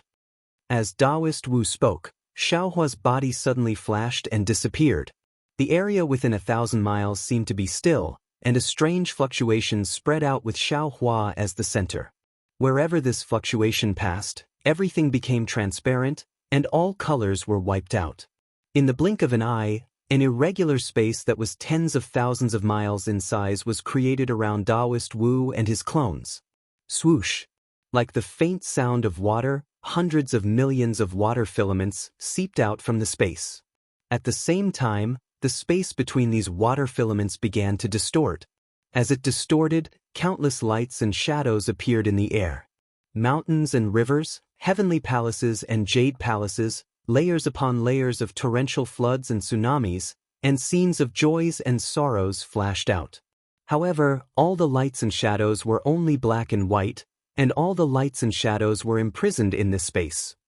Taoist Wu and his clones didn't dare to delay, and they each used their divine powers to pin down the space, and then closed their eyes to comprehend the fluctuation in the air to give it as a reward, and thank you for all your support. Chapter 4608. Boom. After an unknown amount of time, Xiaohua's body emitted a thunderous roar, and Xiaohua's disappearing figure reappeared. At this moment, Xiaohua's figure actually refracted extremely dim 9 colors, and this figure turned into 9 phantoms. Xiaohua's figure flashed, and another hand seal was formed, but the hand seals formed by the 9 phantoms were different, and the 9 phantoms gradually turned into different karmic hands in the 9 colors. The space shook, light and shadows swirled, and the cries of gods and ghosts came from an unknown place. Strands of demonic energy, underworld energy, and even more inexplicable strangeness began to disturb Xiaohua's casting. Taoist witch, demon sovereign sure, and even celestial beings snorted coldly. As they opened their mouths, their visions turned into light and shadows, and as the interference weakened, Xiaohua's figure became more and more illusory, and the space shook more and more. The light and shadows that were scattered all over the space began to converge into the thousands of streams of water that after an unknown amount of time, the space suddenly stopped shaking, and the thousands of streams of water instantly turned into an extremely thin water thread. This water thread rushed into the 9 karmic hands and disappeared in a flash. As the water thread dissipated, everything disappeared, and countless halos of light suddenly rushed out within tens of thousands of miles of space. 111. The huge roar sounded again, and looking at the still space, it was now moving and many thick cracks appeared in the space. Scenes of light and shadows flashed before the eyes of the clones, and it was actually the situation of the space within tens of thousands of miles of space during these days. Ooh! Strange, sobbing sounds were heard, and under the feet of the clones, the earth, mountains, lakes, streams, ancient trees, and green grass appeared one by one. In the sky, the blue dome of heaven, the clouds, the sunset, the stars, and the moonlight also recovered. Among all things, Xiaohua, who was sitting cross-legged at the top of the mountain, also broke out of the cocoon from the 9 phantoms. In an instant, a distortion appeared around Xiaohua, and then an even more powerful energy of the laws covered the heavens and the earth as it descended. Countless halos of light blossomed from Xiaohua's body like fireworks, and it actually caused others to feel that it was unreal. Boom! Just as the avatars were about to move, a primordial spirit phantom that was over 10,000 meters long suddenly rushed out from Xiaohua's body. It madly rushed into the sky and sank into the ground. However, in the next instant, this phantom once again converged into Xiaohua's body. At the same time that the Yuan spirit phantasm fell back, a powerful suction force was born from between Xiaohua's brows. It swept across the nearby space, and like a whirlwind, all the strange phenomena fell into it. At this moment, it was another night where the moonlight was like water. The wind blew gently, the water gurgled, the mountain ridge was like a dragon, and the landscape was like a painting. As Xiaohua slowly got up, everything returned to its original state. The clones couldn't bear to disturb the painting of the night, so they slowly walked over. When they were close, Taoist sorcerer cupped his fists and said, "Congratulations, fellow Taoist, your karma technique has improved again. Thank you for your hard work, fellow Taoists." Xiaohua's eyes flashed with extraordinary splendor, and the rich brilliance of humanity gradually emerged from his eyes. Xiaohua also cupped his hands and said, "I hope that fellow Taoists have also gained something. The heavens reward the diligent. Fellow Taoists' 99 days of hard work were not in vain." The celestial being showed off his gentleness, causing Xiaohua to chuckle and reply, "Yes, fellow Taoists should go back and cultivate. Wait until I find a new one, then I'll ask for your help." Very well. Taoist sorcerers group didn't say anything else and entered their respective spaces. Immortal Emperor Go Qin is truly ruthless. Xiaohua narrowed his eyes and coldly said, "He actually imprisoned his princess in such a dangerous place. No wonder why the Eastern Infernal Empress couldn't find out anything no matter how hard she tried. However, I don't know where this place is, so I'll have to ask someone else."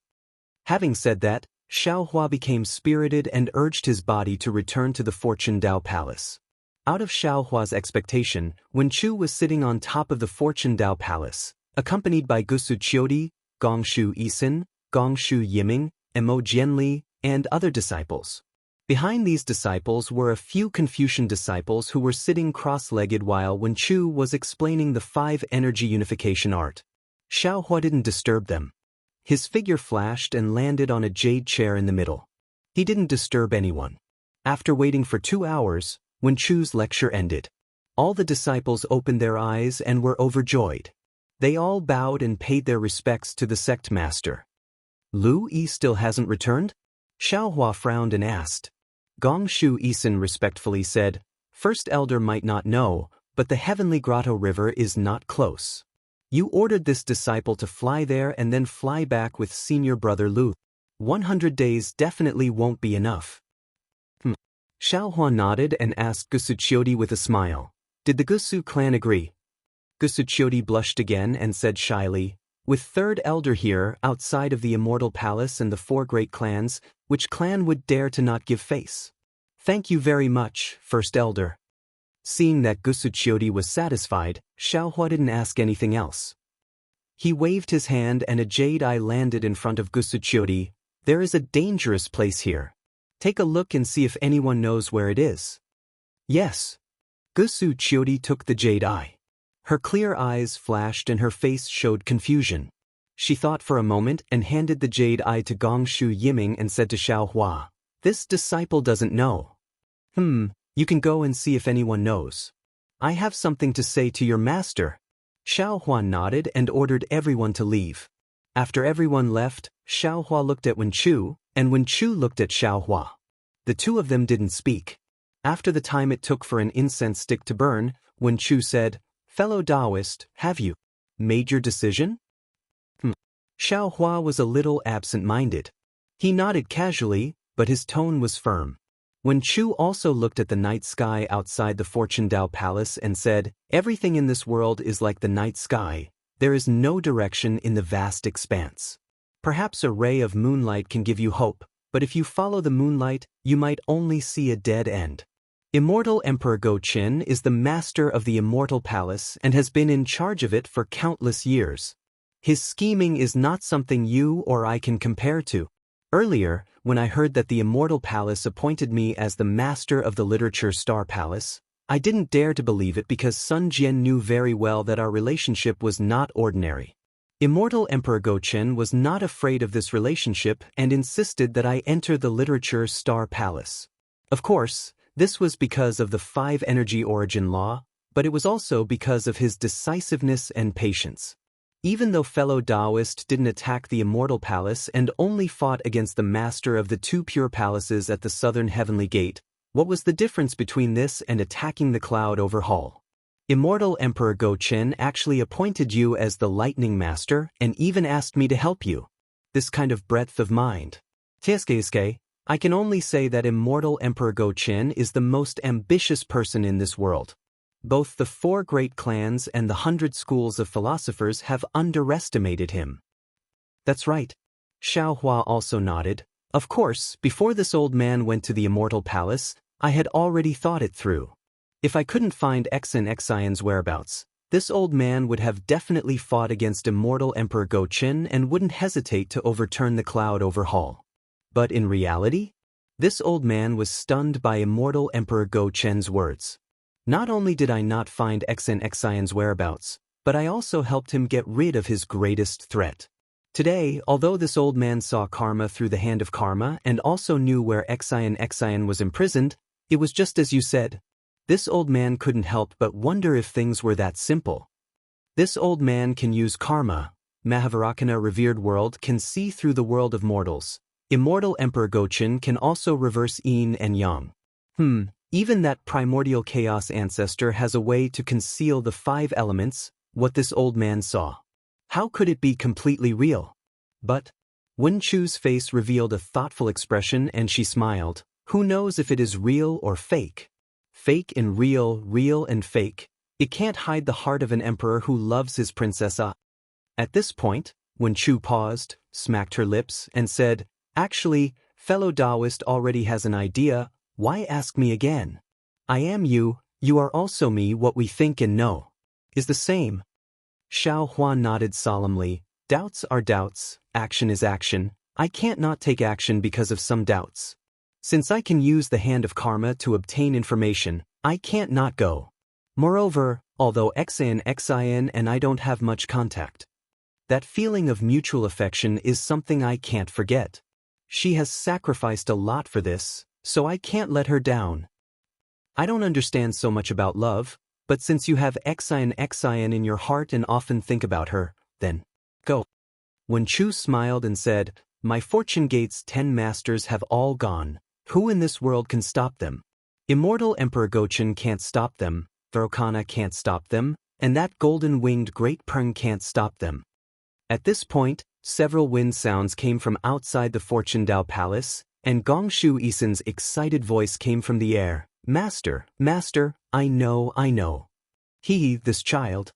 When Chu smiled affectionately, "She's so cute.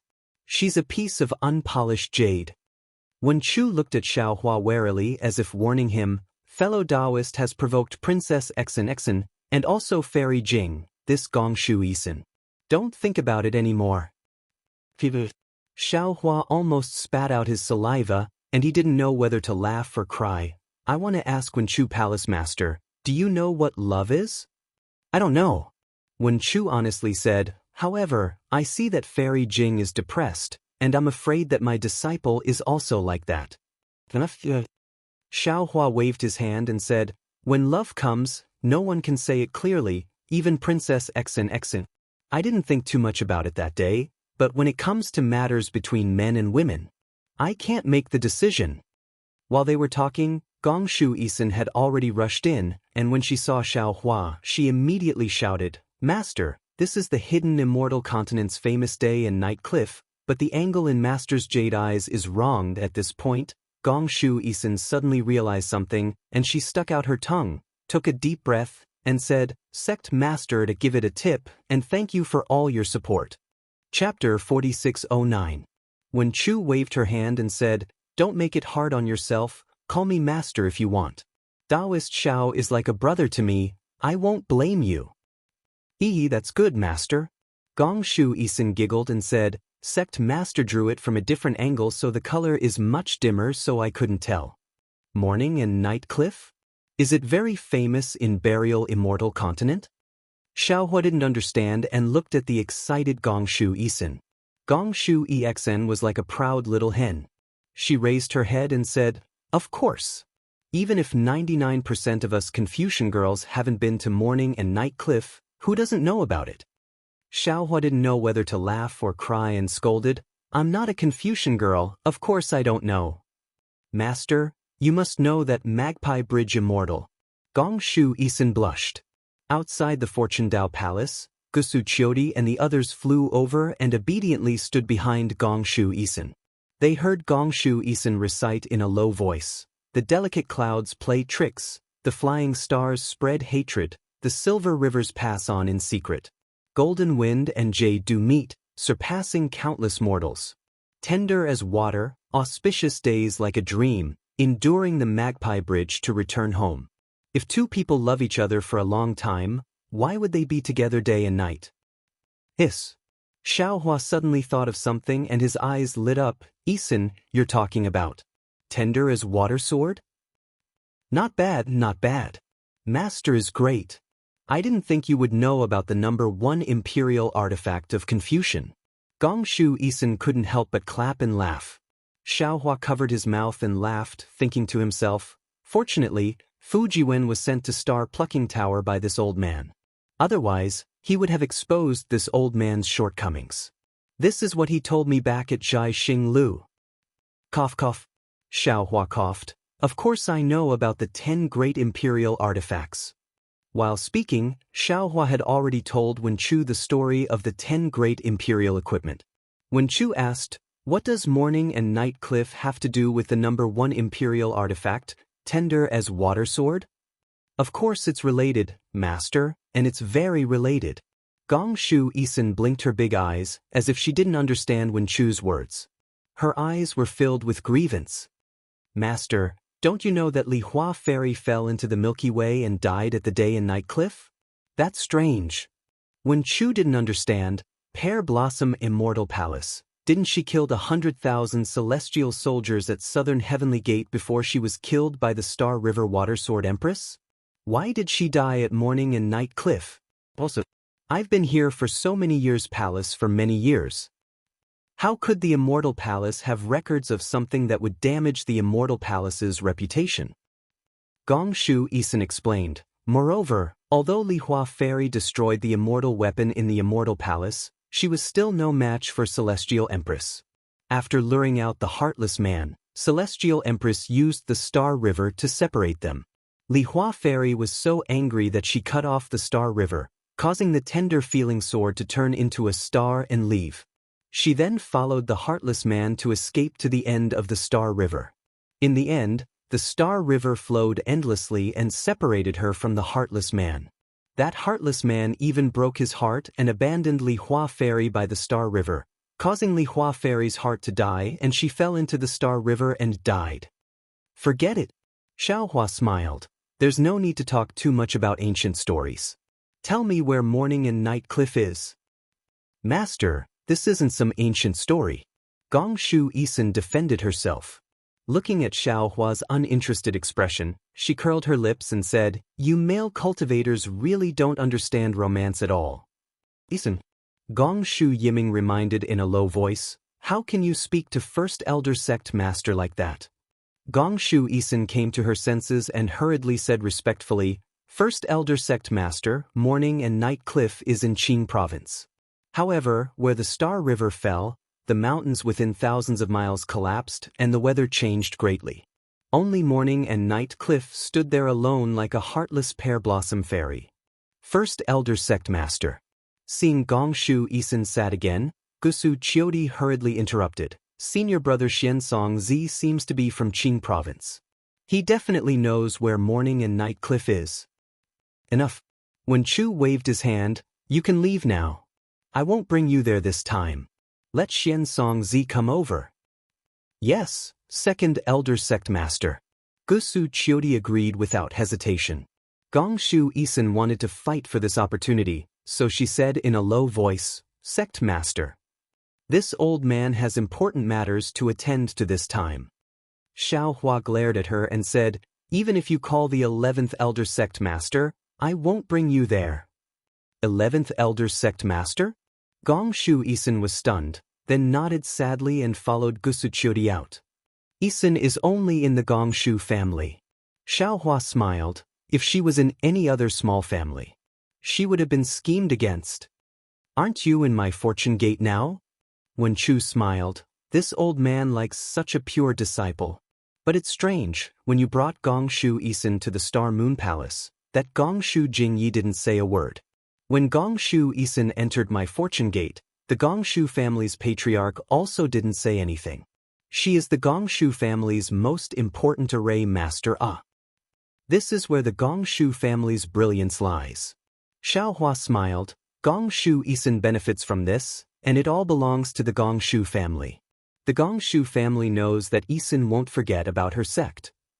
However, if something happens to the fortune gate, and Gong Shu Isin doesn't report it to the patriarch, then she will have nothing to do with the Gong Shu family.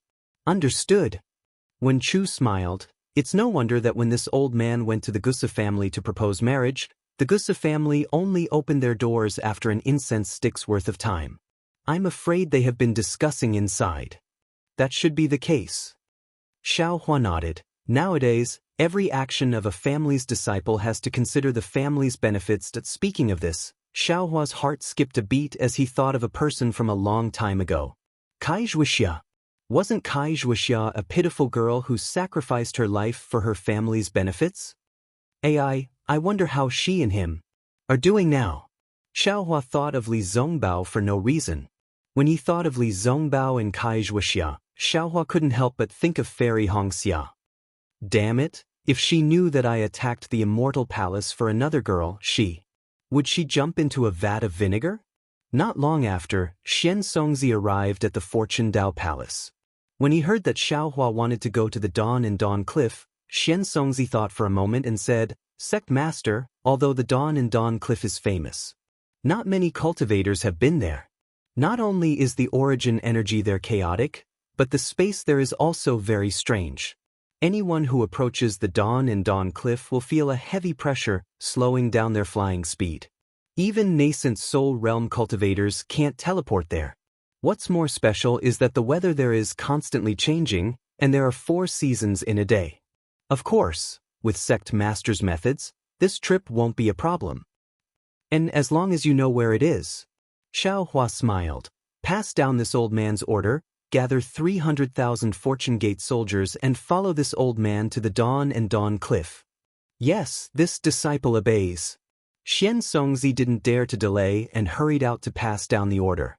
When Chu smiled, why is fellow Taoist gathering so many soldiers? Are you guarding against Immortal Emperor Go Chen's scheme? As I know, Immortal Emperor Go Chen's scheme is possible, but not likely. Xiao Hua explained, I am preparing for a rainy day to prevent encountering the Nangong family. Since I was able to find out that Princess XNXN was suppressed at the Dawn and Dawn Cliff, the Nangong family's Nangong Tianjiao would naturally know, but then, Xiao Hua frowned and said, that's not right. What if Immortal Emperor Go Chen's scheme isn't the Dawn and Dawn Cliff, but the soaring Dragon Mountain Range? I will take all the disciples with me, and if he sends his troops to suppress us, it will be troublesome. Even if Immortal Emperor Go Chen doesn't come, what if the 4 great families come? Leave Tianren and Enlightened Master Yun behind. When Chu smiled, leave behind a portion of the disciples and an army of 100,000. Let's see who dares to suppress the soaring Dragon Mountain Range. Deal. Xiao Hua nodded and invited Tianren and Enlightened Master Yun out. After explaining, Enlightened Master Yun smiled and said, I alone is enough to guard the mountain. There's no point in having another friend Tianren. You might as well bring friend Tianren with you. If Immortal Emperor Go Chen has other thoughts and sees friend Tianren, he will think that there is no one guarding our Fortune Gate. He will definitely send an order to attack the soaring Dragon Mountain Range. At that time, I will be here to destroy the immortal weapon and give the Immortal Palace a head-on blow. Xiao Hua pondered for a moment and felt that it was reasonable. After all, Enlightened Master Yun's strength surpassed Tianren and himself, and the Pango Axe was an invincible divine weapon in the 3 continents. With Enlightened Master Yun guarding the soaring Dragon Mountain Range, he would definitely be able to hold back 10,000 enemies. Xiao Hua kept Tianren into his space and flew out of the Fortune Dao Palace, leaving behind an army of 100,000 and 200,000 disciples. Then, Xiao Hua only brought along Yuan Ya, Wang Bianfei, and the other disciples, and Xian Songzi to lead the way, and flew out of the soaring Dragon Mountain Range. However, before Xiao Hua could fly 100 miles, he saw a transmission talisman flying out from the soaring Dragon Mountain Range and landing in front of him. Xiao Hua received it and scanned it with his divine sense. Surprise appeared on his face as Wen Chu asked curiously, Fellow Taoist, is there any new news? This is a message from Zhai Xinglu. Xiao Hua passed the transmission talisman to Wen Chu and said, Lao Ai and Fu Jiwen have taken over Zhai Xinglu. There is no special news about the Nangong family during this period of time. However, there is a shocking news. The sutra seeking extreme bliss is about to end. Chun Zong and his 4 disciples have already entered Yu province when Lao Ai sent the message. I'm afraid it won't be long before they arrive at the Longevity Town. Thunder Temple's Mahavarakana revered Buddha, Exquisite Temple's Methriya revered Buddha, Immortal Palace's Immortal Emperor Gochen, Taibai Jinxing, and Thousand Demons' Sacred Territory's Golden-Winged Great Peng are also heading to the Longevity Town to observe the ceremony. To welcome the end of this grand event, and to consecrate the hidden Immortal Continent's first Golden Buddha statue. Donate, and thank you for all your support. Chapter 4610. After reading it, Wen Chu gave the communication talisman to Xiao Hua and shook his head. I'm afraid we have no fate to see such a grand scene. Let's hurry to Chao Muya. Xiao Hua crushed the communication talisman and shook the Kunlun mirror again, taking Wen Chu and the other disciples into the space. Then he swept Xian Songzi with his sleeve and teleported towards Chao Muya. The soaring Dragon Mountain Range was in the Yu province, and Yu province was also connected to Qing province. Therefore, it was not too far to go from the soaring Dragon Mountain Range to Qing province. However, after teleporting for 10,000 li, Xiaohua's figure slowed down again. Because at this time, all the cauldrons under the 9 provinces of the hidden Immortal continent had been taken by Xiaohua. Without the 9 regions cauldrons to suppress the destiny, the entire 9 regions of the hidden Immortal continent was plagued by disasters. Although Xiaohua had previously sent out a large number of good seeds, and these good seeds had spread throughout the hidden Immortal continent for hundreds of years, which played an extremely important role in preventing the intensification of disasters. However, the fine seeds were only a temporary solution. As long as the cauldrons were not returned to their original places, the 9 provinces would not be peaceful. Xiaohua flew for 10,000 li and saw a lot of suffering, and his heart felt heavy. Actually, when Xiaohua went to the Immortal Palace to ask Immortal Emperor Go-Qin, he had another plan. That was, if Immortal Emperor Go-Qin happily told him where the new princess was imprisoned, Xiaohua would directly rescue the new princess and then bring the cauldrons to the Immortal Palace to propose marriage. The cauldrons would be the betrothal gift. Of course, the cauldrons were the national weapons of Confucian cultivators, so Xiaohua could not directly tell by.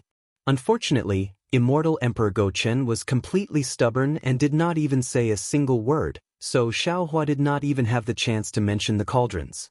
In particular, Kong Hongwu, who stole the cauldrons, was killed by Xiaohua, and Xia Xian, who coveted the cauldrons, was also killed by Immortal Emperor Go-Qin. Now, on the hidden Immortal continent, no one knew that the cauldrons were in Xiaohua's hands. No one even knew if the cauldrons were still in their original places. Of course, Xiaohua also used the cauldrons to deal with the heavenly demon in the ruins, but Xiaohua believed that even if Sun Jian saw it, he would not think that it was the cauldrons. Forget it.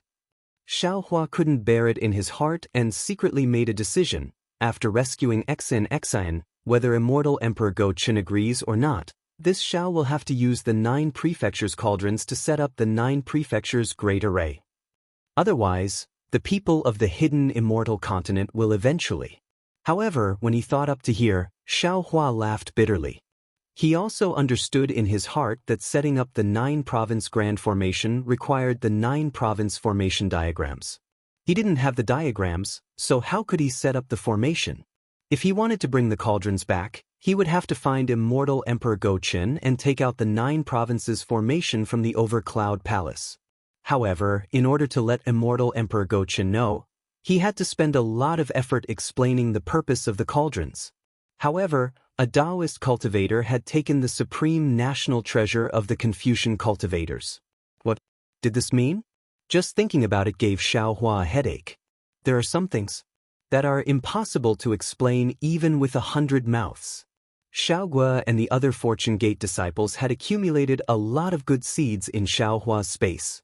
In fact, the entire Shenhua continent's billions of people also relied on these good seeds to survive. After Xiaohua sent out a lot of good seeds from his space, he felt slightly relieved and continued on his way to the Azure province. After a day, he saw that the land below his feet was starting to become sparse.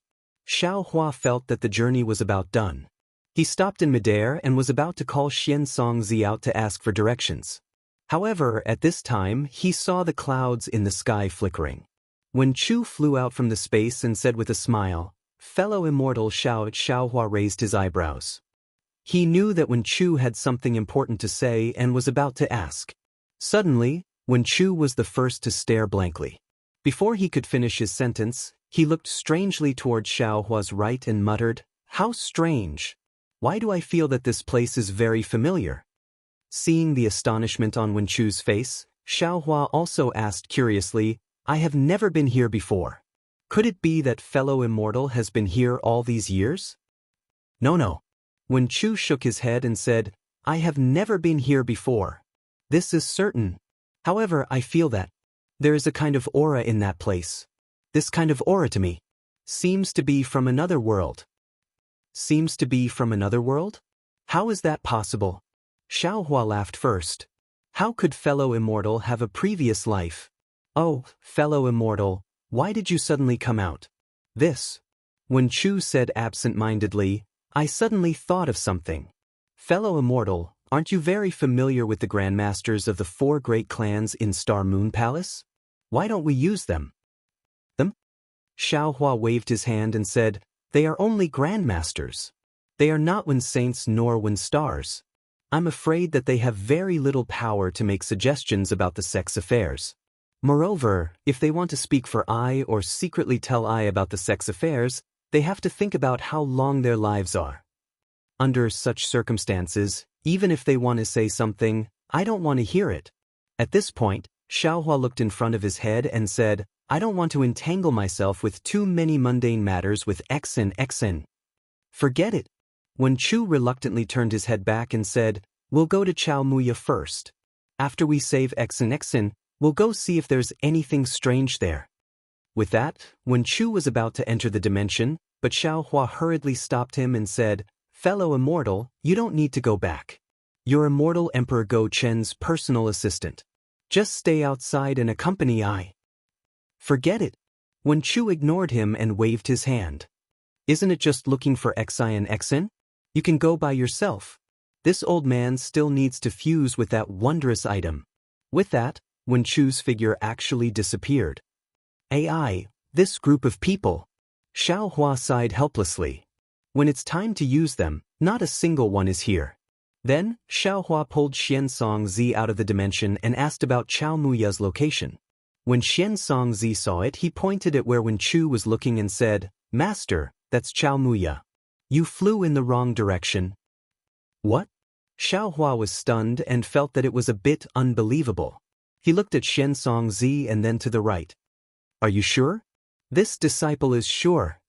Xiansong Zi nodded. This disciple flew past here before. Wait a moment.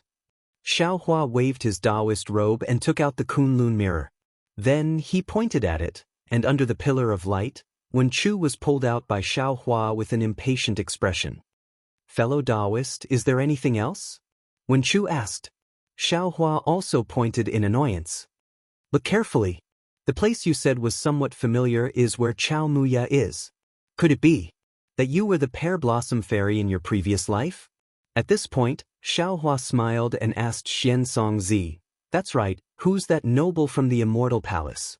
Xiansong Zi thought for a moment and said embarrassedly, Master, that's a beautiful legend passed down by Confucian female cultivators. How would this disciple know? Either way, his surname is Sun. Nonsense, this master also knows his surname is Sun. His surname can't be Xiao. Xiaohua rolled his eyes and said, perhaps your martial aunt Wen Chu is this Sun's reincarnation in this life. This time, Xiansong Zi hurriedly said, Master, I don't think it's possible. It seems that this so-called number 1 imperial artifact didn't exist in the ancient times. It should have existed not long ago. Perhaps that noble is still living in the Immortal Palace. Ha! Xiaohua immediately clapped his hands and laughed. No need to say any more, no need to say any more. It must be that immortal Emperor Gaochen. Otherwise, he wouldn't have left the Heaven's Punishment Prison Crystal at Chaomuya.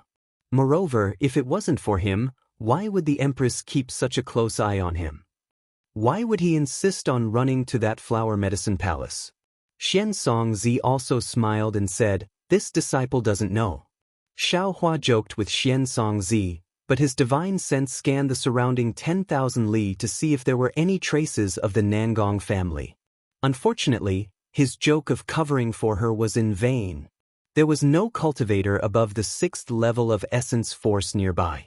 Wen Chu, after hearing Xiaohua's words, looked at the distant horizon and narrowed her eyes. No one knew what she was thinking. Since they knew that Chaomuya was in front of them and no Nangong family disciples were coming over, Xiaohua put Xiansong Zi into his space and urged Wen Chu, let's go. Wen Chu nodded and turned into a cloud as she rushed towards Chaomuya. They flew for another 4 hours, and the sky was covered in a layer of faint gray. This layer of gray was tens of thousands of li wide, and Xiaohua already knew that this was Chaomuya. Xiaohua stopped and turned to look at Wen Chu, whose eyes were flashing with 5 colors, and said in a low voice, Fellow Immortal, we are still some distance away from Chaomuya, but the heaven-earth yuan qi and righteous qi in the air have already become chaotic, and there are also traces of the power of the moon and stars. It seems that Chaomuya is not simple. Unexpectedly, Wen Chu didn't answer his question. That's right, it's here. This old man feels a kind of sorrow, a kind of helplessness, a kind of reluctance, a kind of parting. That's strange. Xiao Hua stroked his chin and said, "Didn't fellow Immortal not have so many feelings before? How come you've just merged with that wondrous item, and you've already undergone such a transformation?" Wen Chu shook her head. "These feelings are not mine, I know it very well." "They're not yours?" Xiao Hua was even more confused. "If they're not yours, how do you know?" "This old man doesn't know either." Wen Chu was also confused. "I'm afraid we'll only know when we get there." "All right." Xiao Hua urged his body to move. "We'll go take a look. However, it's best to be careful." Although they were both Mahayana realm cultivators of the 3 continents, Xiao Hua and Wen Chu still had to be extra careful. They both used their divine abilities and slowly approached the gray layer. After flying for a while, not only were there some cracks in space that would occasionally sway, but they would quickly heal and tear apart. It was as if space was extremely unstable. However, when Xiao Hua's divine sense swept through the space, he could clearly see that this space seemed to be divided into several layers. The outermost layer was like a piece of cotton fluttering in the wind, extremely tattered, while the inner layer was tough and intact. Give it a tip, and thank you for all your support. Chapter 46:11. In the beginning, although there were no traces of people on the ground below Xiao Hua and Wen Chu, the undulating mountain ridge and continuous forest were still somewhat lively. However, the closer they got to the light gray area, not only did the mountain ridge disappear, even the hills became increasingly low and disappeared, not to mention the forest. The entire ground began to have some bumpy undulations. These undulations were either dense or sparse. Looking from the sky, the entire ground actually looked like a sieve. The 2 people's figures gradually sank into the light gray area, but the space around them was not particularly different. It was just that there were more fragments in that space, and from time to time, the 2 people's bodies would explode. If it was an ordinary cultivator, it would naturally be difficult to resist. Perhaps they would not be injured, but no matter what, they would still have to use their divine abilities to resist. Xiao Hua and Wen Chu acted as if they did not see it. They still released their divine senses to explore the surroundings. The wind was still whimpering, like a woman sobbing. Xiao Hua did not feel anything, but Wen Chu frowned and unexpectedly stopped. "What's wrong?" Although Xiao Hua really hoped that Wen Chu and the other clones had their own emotions, he was also afraid that their emotions would go astray. Seeing that Wen Chu suddenly had some reaction, his heart unconsciously tightened, and he asked in a low voice. Wen Chu covered her chest with a painful expression and replied, "Fellow Taoist Xiao, have you heard of this poem before? Old fragrant powder is like the past, love and hate cannot compare. A few lines of calligraphy in the spring, even more sparse in the autumn. The phoenix is cold, the pillow is lonely. The bowels of sorrow serve wine. Even if the soul of a dream is empty, how can it compare to the dream of no?" Xiao Hua was somewhat speechless, but he very carefully nodded and said, "Fellow Taoist, could it be that you have forgotten? The books that you have read, aren't they also the books that I have read? Moreover, I still remember searching and seeking, cold and cheerless, miserable and sorrowful. When the warmth returns to the cold, it is the most difficult to reconcile. How can 2 or 3 cups of light wine be compared to him? The evening wind is anxious. The wild goose passes by, grieving, but old acquaintances. Yellow flowers pile up all over the ground. Haggard and withered, who can take care of it now? Guarding the window, alone, how can it be dark? The Wutong is drizzling until dusk, little by little. This time, how can the word, worry, be enough?" "That's right." Wen Chu clutched her chest and nodded. "This is also my favorite poem. Previously, I had always recited it, and I remembered every single word clearly. However, I never understood the emotions behind it. However, when I see Chaomuya today, I feel as if I've awoken from my stupor, and I feel a pain in my heart. It's as if my heart is being torn apart, Damn it. Xiaohua was a little angry now. I was wondering why Immortal Emperor Gochen let you out so easily. Could it be that he saw through something and did something to Xiaomuya? Perhaps. Wen Chu shook his head slightly, confusion appearing in his eyes as he spoke in a low voice. Xiaohua was conflicted. He wanted to save XN, but he was also afraid that Wen Chu would encounter something fatal here. After all, he could feel Wen Chu's heartache. It could be said that this was Wen Chu's own feelings. To Xiaohua, this was somewhat unreconciled. He was like a kite in the sky. At this moment, someone wanted to cut the string in Xiaohua's hand and let the kite fly by itself. Xiaohua hoped for this outcome, but he did not like the feeling of not being in control. How about? Xiaohua probed. I will first send you back to Shenhua continent? Wen Chu bit his lips. How could he still be the Wen Chu palace master? He thought for a moment, then looked at Xiaohua. Fellow Immortal, I came from you. We are of the same origin. Right now, my heart is in a mess, and I don't know what to do. Why don't you make the decision? Xiaohua took out the Kunlun mirror. However, as soon as he shook the mirror, he thought of something and asked, Fellow Immortal, do you remember Buddha Bodhi's choice on the primeval continent? Of course. Wen Chu nodded slightly. His eyes flashed with a hint of light as if he had thought of something. Xiaohua also seemed to have made a decision.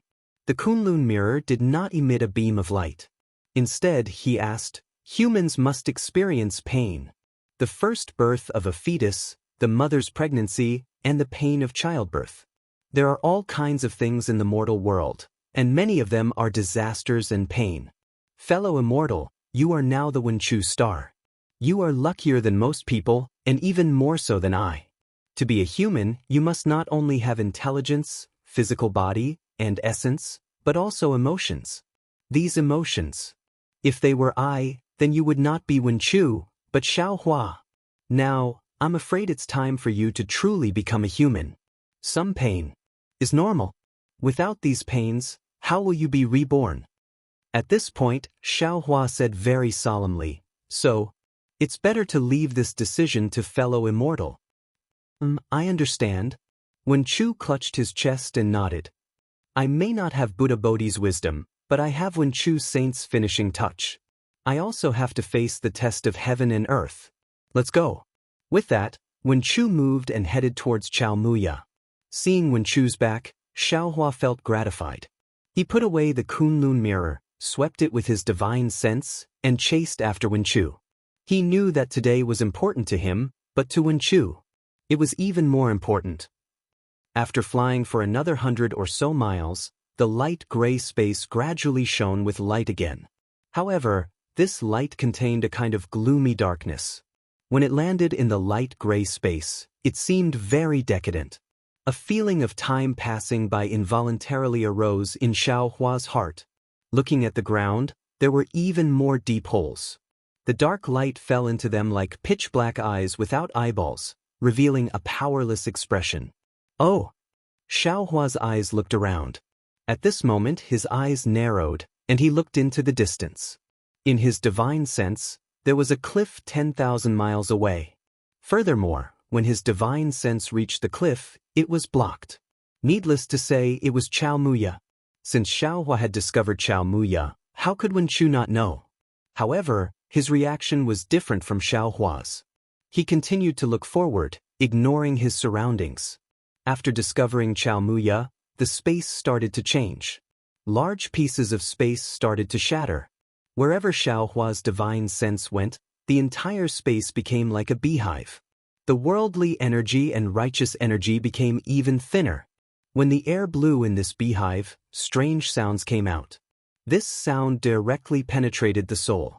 Even people as strong as Xiaohua and Wen Chu were not used to it. No wonder Gongshu Exen was so interested in the legend of tenderness like water but didn't dare to come here. Most of the female cultivators on the hidden immortal continent probably don't have the strength to come to Xiaomuya. Xiaohua thought to himself, Immortal Emperor Gochen is truly a scheming person. No one would have thought that he would place the Heaven's Punishment Prison crystal here. Xiaohua saw 1,000 zhang tall cliff appear in the distance.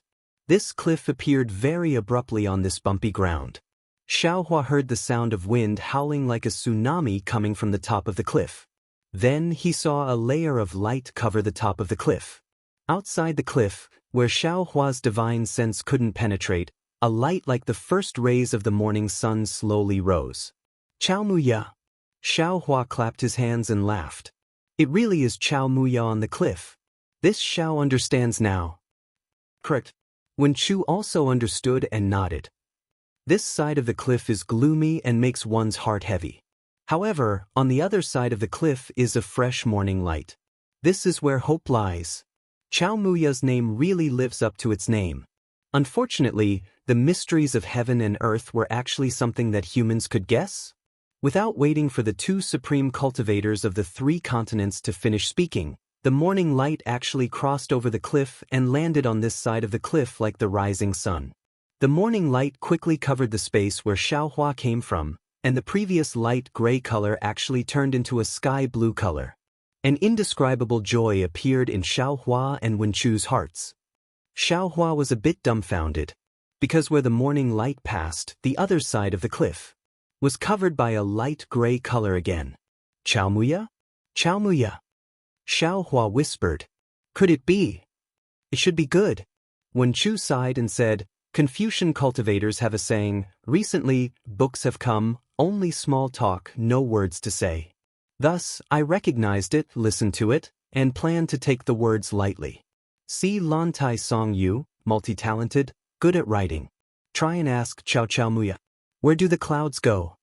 Chao Chao Muya is indeed long, but Chao Chao Muya is also fickle, more fleeting than the clouds. If I'm not wrong, this cliff should have two cliffs. One is Chao Muya, and the other is Chao Muya. The morning light and dusk light constantly change between these two cliffs? It can't be. Xiaohua was a bit dumbfounded. He urged his body to rush up the cliff in the distance.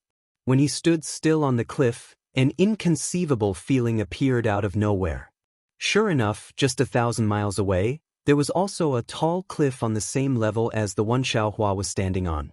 On that cliff, there was also a tall cultivator looking at Xiaohua. It was very strange.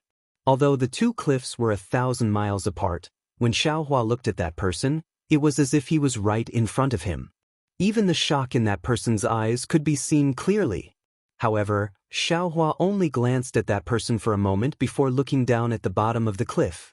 Even more unexpected to Xiaohua was that the bottom of the cliff was not the ground full of potholes, but a surging sea of clouds. Above the sea of clouds, thousands of layers of clouds rippled, covered by a myriad of colors. It was also different from the light gray and blue of Chao Muya. However, when Xiaohua's divine sense swept over it, he was stunned again. Because even with his divine sense, when it entered the sea of clouds, he could not see the end of it. It was as if the sea of clouds was boundless. Xiaohua, Master Xiaolei? Master of the Scholar Palace? The person from 1,000 miles away asked. Although his voice was soft, Xiaohua could hear it clearly. Xiaohua raised his head and looked at that person. He cupped his hands and said, That's right. It's the Xiao. May I know who fellow Immortal is in the Nangong family? Chapter 46:12. When that person saw that it was indeed Xiaohua, he didn't dare to be negligent and hurriedly returned the greeting. I am Nangong Yaji, greetings Master Xiaohua. Nangong Pingping is my son and he has returned to my Nangong family. He will remember Master Xiaohua's help and I will thank Master Xiaohua on his behalf. Seeing that Nangong Yaji was so polite, Xiaohua felt embarrassed and waved his hand with a smile. This matter is already in the past, there is no need to mention it again. Is Nangong Tianji here? Hearing Xiaohua mention Nangong Tianji, Nangong Yaji was stunned and a look of disbelief appeared in his eyes. However, this look of surprise disappeared in a flash and a kind of understanding appeared. He pondered for a moment and said, Master Xiaohua, there is something you don't know. Not only is my family's master here, even my family's prince is also here. Nangong Yaji's words naturally had a double meaning. Hearing this, Xiaohua nodded and said, It's good that you understand. I'm also here for the same matter. Sigh, I understand. Nangong Yaji sighed and cupped his hands. Senior, please wait for a moment. I will invite my family's master to see that. However, there was no need for Nangong Yaji to turn around. A slightly aged voice sounded from behind him. An old man in his 50s walked out from the light gray twilight. He looked at Xiao Hua and said proudly, "Spiritual Master Xiao shouldn't have come." Xiao Hua already knew that this person was the Nangong family's master, Nangong Tianji, from the words Taoist Xiao and not Master Xiao. Xiao Hua looked indifferently at Nangong Tianji, who didn't greet him, and asked, "This sentence should be said by me, right?" Nangong Tianji harumphed coldly, "I've been wondering what kind of question you're going to ask the Gaochen when you came to the Immortal Palace and destroyed the South Heaven Gate, forcing the master of the Two Pureness Palace and the Gaochen to intervene. However, the Nangong family, even the 4 great families and the 100 schools of thought on the hidden immortal continent guessed many answers. However, no one expected that you wanted to ask about the whereabouts of the 9th princess." "You should be honored," Xiao Hua said with a smile. "You are the first to know." Nangong Tianji stood there like a mountain.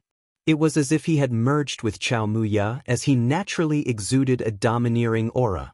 He turned a deaf ear to Xiao Hua's reply and continued, "Since you know that my Nangong family is looking for the whereabouts of the 9th princess, you shouldn't have interfered. Or perhaps, you should have informed this old man beforehand. After all, the Nangong family is in the light while you are in the dark. Now, you and I have both fallen into Gaochen's trap. Not only you, but even my Nangong family is in a dilemma." Xiao Hua was also standing on the Day and Day cliff. His figure was like a gentle breeze, and under the bright light of dawn, he exuded an indescribable aura of confidence. Even his words were filled with the light of dawn. "Did I tell you that the Nangong family wouldn't come to the Day and Day cliff? Even if we know that Morning Moo Cliff is part of the Gaochen's scheme, Xin is right there. Will your Nangong family give up?" "I won't," Nangong Tianji replied firmly, "but this old man can at least persuade you not to come. Where Xin is, even if there are thousands of soldiers and horses, even if there are mountains of blades and seas of flames, I'm not afraid," Xiao Hua also said firmly. Damn it. Nangong Tianji didn't need to say anything. Nangong Jingyin had already charged out from behind him. Her resolute face was now somewhat twisted as she roared furiously, "Xiao Hua, do you know how much I love the 9th princess? As a level 9 Grand Ascension Stage Senior, you actually dare to fight with me over the 9th princess. How do you want me to face the mouths of the people in the world?" Xiao Hua also sighed. Looking at Nangong Jingyin, he thought of the fire Qilin in Ardent Fire Mountain. He raised his hand and pointed at Nangong Jing. "Nangong Jing, don't put on an act in front of this Xiao. Xin is only the 9th princess in your heart, not Xin. You are only marrying Xin for your position in the Immortal Palace and for the benefit of your Nangong family. Your so-called love is probably just your own wishful thinking." Speaking up to here, Xiao Hua looked at Nangong Tianji and smiled. "Since you can see that this is Immortal Emperor Go Chen's scheme, and you don't want to fight to the death with this Xiao and let Immortal Emperor Go Chen reap the benefits, how about this? You and I work together and find the Heaven Punishment Prison Crystal that is imprisoning Xin. After we break it and save Xin, we will see her choice. If she goes with Nangong Jingyin, then this Xiao will leave immediately. If Xin chooses this Xiao, then the Nangong family will leave immediately. This way, neither of our families will suffer any losses.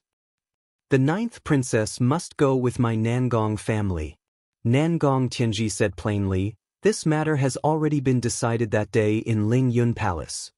Xiao Hua's tone became even more indifferent. "Nangong Tianji, you are wrong. Xin must go with this Xiao. Before Lingyun Palace, before she was imprisoned in the Heaven Punishment Prison Crystal, her heart was already in this Xiao's heart." Damn it. Nangong Jingyin's face flushed red. He had calculated everything, but he missed out on Xin's heart. Right now, he was in a dilemma. If the Nangong family was defeated by Xiao Hua's fortune gate, then the Nangong family's face would fall to the ground. But even if the Nangong family defeated Xiaohua and he married the ninth princess, would that ninth princess still be the ninth princess in his heart? Although he still cared about the ninth princess's identity, as a man, how could he allow such feelings to exist in this world? Nangong Jingyin, Xiaohua sneered, looking at your appearance, this old man wants to pity you. Unfortunately, a pitiful person must have a hateful side. If you didn't take advantage of the situation and wanted to destroy Xian's happiness, how could you have fallen to such a state? Daoist Xiao. Nangong Tianji's tone was still arrogant, but there was a hint of euphemism in it. You are a grand ascension stage Taoist. You must have seen through the myriad emotions of the mortal world. The so-called love between a man and a woman is nothing more than two hearts. Taoist Xiao must have met a lot of female cultivators in his life. I'm sure you have experienced a lot of such things. Why should you care about the ninth princess? If you think that the ninth princess is a little interesting, there are other princesses other than the ninth princess. Why do you want to compete with my Nangong family? Or, if you are willing, this old man also has a beautiful descendant. As long as you like her, this old man can betroth her to you as a concubine. Moreover, with Taoist Zhao's current cultivation, it won't be long before you ascend. If you ascend, what will happen to the ninth princess? You covet the happiness of the past few decades and delay the ninth princess's future happiness. From what this old man can see, you are the one who will destroy the ninth princess's happiness. Don't young people have a saying that if there is a kind of love, it is called letting go? Why can't you let go? Xiaohua smiled in the face of Nangong Tianji's earnest persuasion. He rubbed his nose and said, You must be a romantic person when you were young. Who knows how many women you have said these words to? If there was someone who didn't know, they would be moved by your heartfelt words. However, this Xiao finds it funny. This Xiao and Xen have true feelings for each other. Why must this Xiao let go for the sake of true feelings? Your Nangong family is sacrificing Xian's happiness for your own benefits. You are the despicable ones. Yet you are accusing me of this. This is the biggest joke in the world. Xiaohua. Seeing that his persuasion was fruitless, Nangong Tianji's expression changed and he asked, Do you really want to fight with my Nangong family? Don't think that you can block my attack just because you are a Taoist Grand Ascension Stage expert and have the Scholar Palace's master by your side. Don't think that you have the strength to sweep across the hidden Immortal continent just because you have the Fortune Gates army. Let me tell you honestly, the four great families are far from what you know.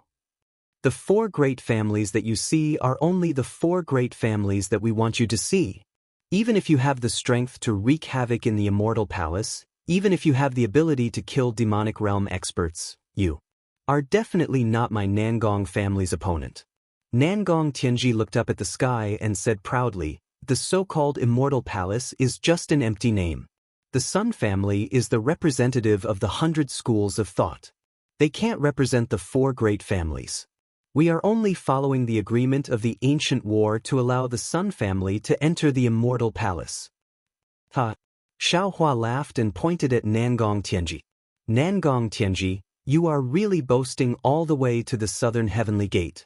Aren't you afraid of being stabbed by Sun Jian's three-pointed, double-edged blade?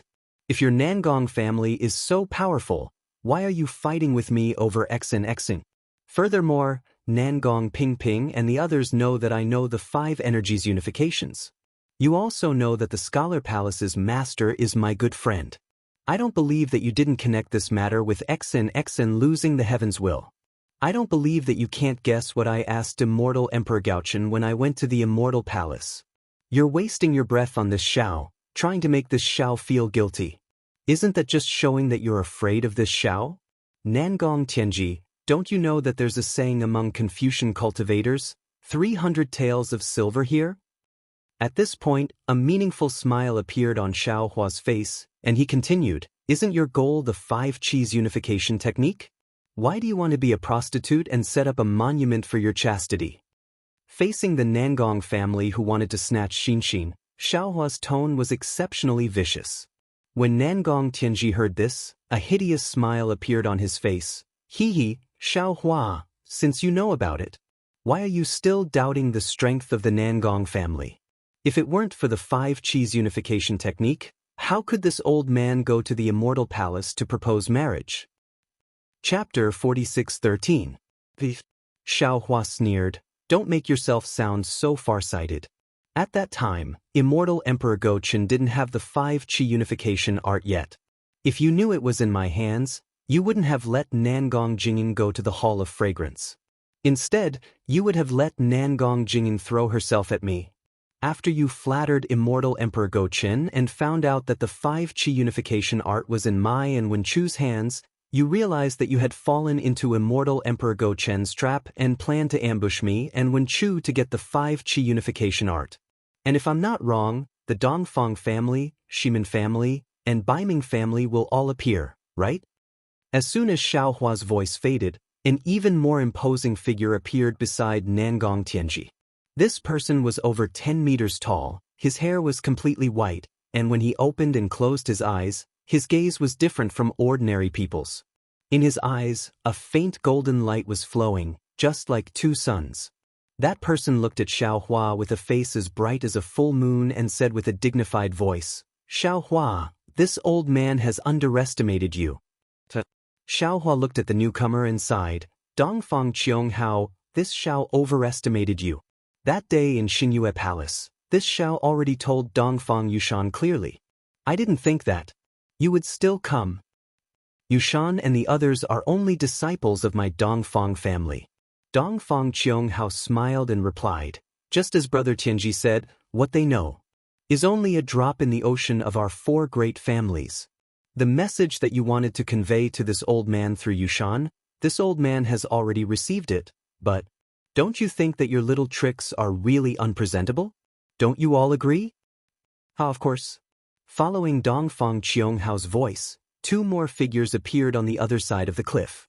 On the left side, a tall and thin old man wearing a lake blue sword robe, who was even taller than Xiao Hua by a head, stood out. This old man had a long and narrow face and a pair of silver white eyes. When his eyes moved, a faint moonlight flowed. Wasn't this the patriarch of Shimin clan, Shimin Jianzhong? On the other side of him, a plump middle-aged man dressed in a royal blue scholarly robe stood out. Although this man's face was big, his eyebrows were slightly smaller, giving him a delicate and pretty look. What was special was that this middle-aged man's arms were slightly longer, and the index fingers on his hands were even more slender. Wasn't this the Baiming family's clan head, Baiming Chouqing? That's right. I didn't think that a grand ascension stage being like him would be able to see so far ahead. Baiming Chouqing's voice was rather shrill. Similarly, Nangong Tianji did not speak for a long time. When the other 3 patriarchs stood still, he sighed again and asked, "Xiao Hua, could it be that you saw through this from the start? If that's the case, you're even more terrifying than the Grand Mist ancestor. How could Xiao Hua have thought so much before?" However, when he saw how scheming Nangong Tianji was, he went along with what Nangong Tianji said. When he heard Nangong Tianji's sigh and the appearance of the 3 family heads, he was even more moved. He smiled and said, "There are only a few ordinary people in the world who can become saints. No one is smarter than anyone else. The only thing that you and I have more than others is that we have more information." Xiao Hua did not admit it, nor did he deny it. This allowed Nangong Tianji to confirm his judgment. He looked at Xiao Hua and probed, "So you're saying that you're already prepared to face the 4 patriarchs?" Xiao Hua rubbed his nose and revealed a mysterious smile. He replied, "I believe that I've already done it. However, whether or not I can block it depends on the strength of the 4 patriarchs. Of course, if you want to give it a try, you can give the order now. And, if you've already made plans, you can also give the order to attack the Soaring Dragon Mountain Range and Shao Country." "You're thinking too much."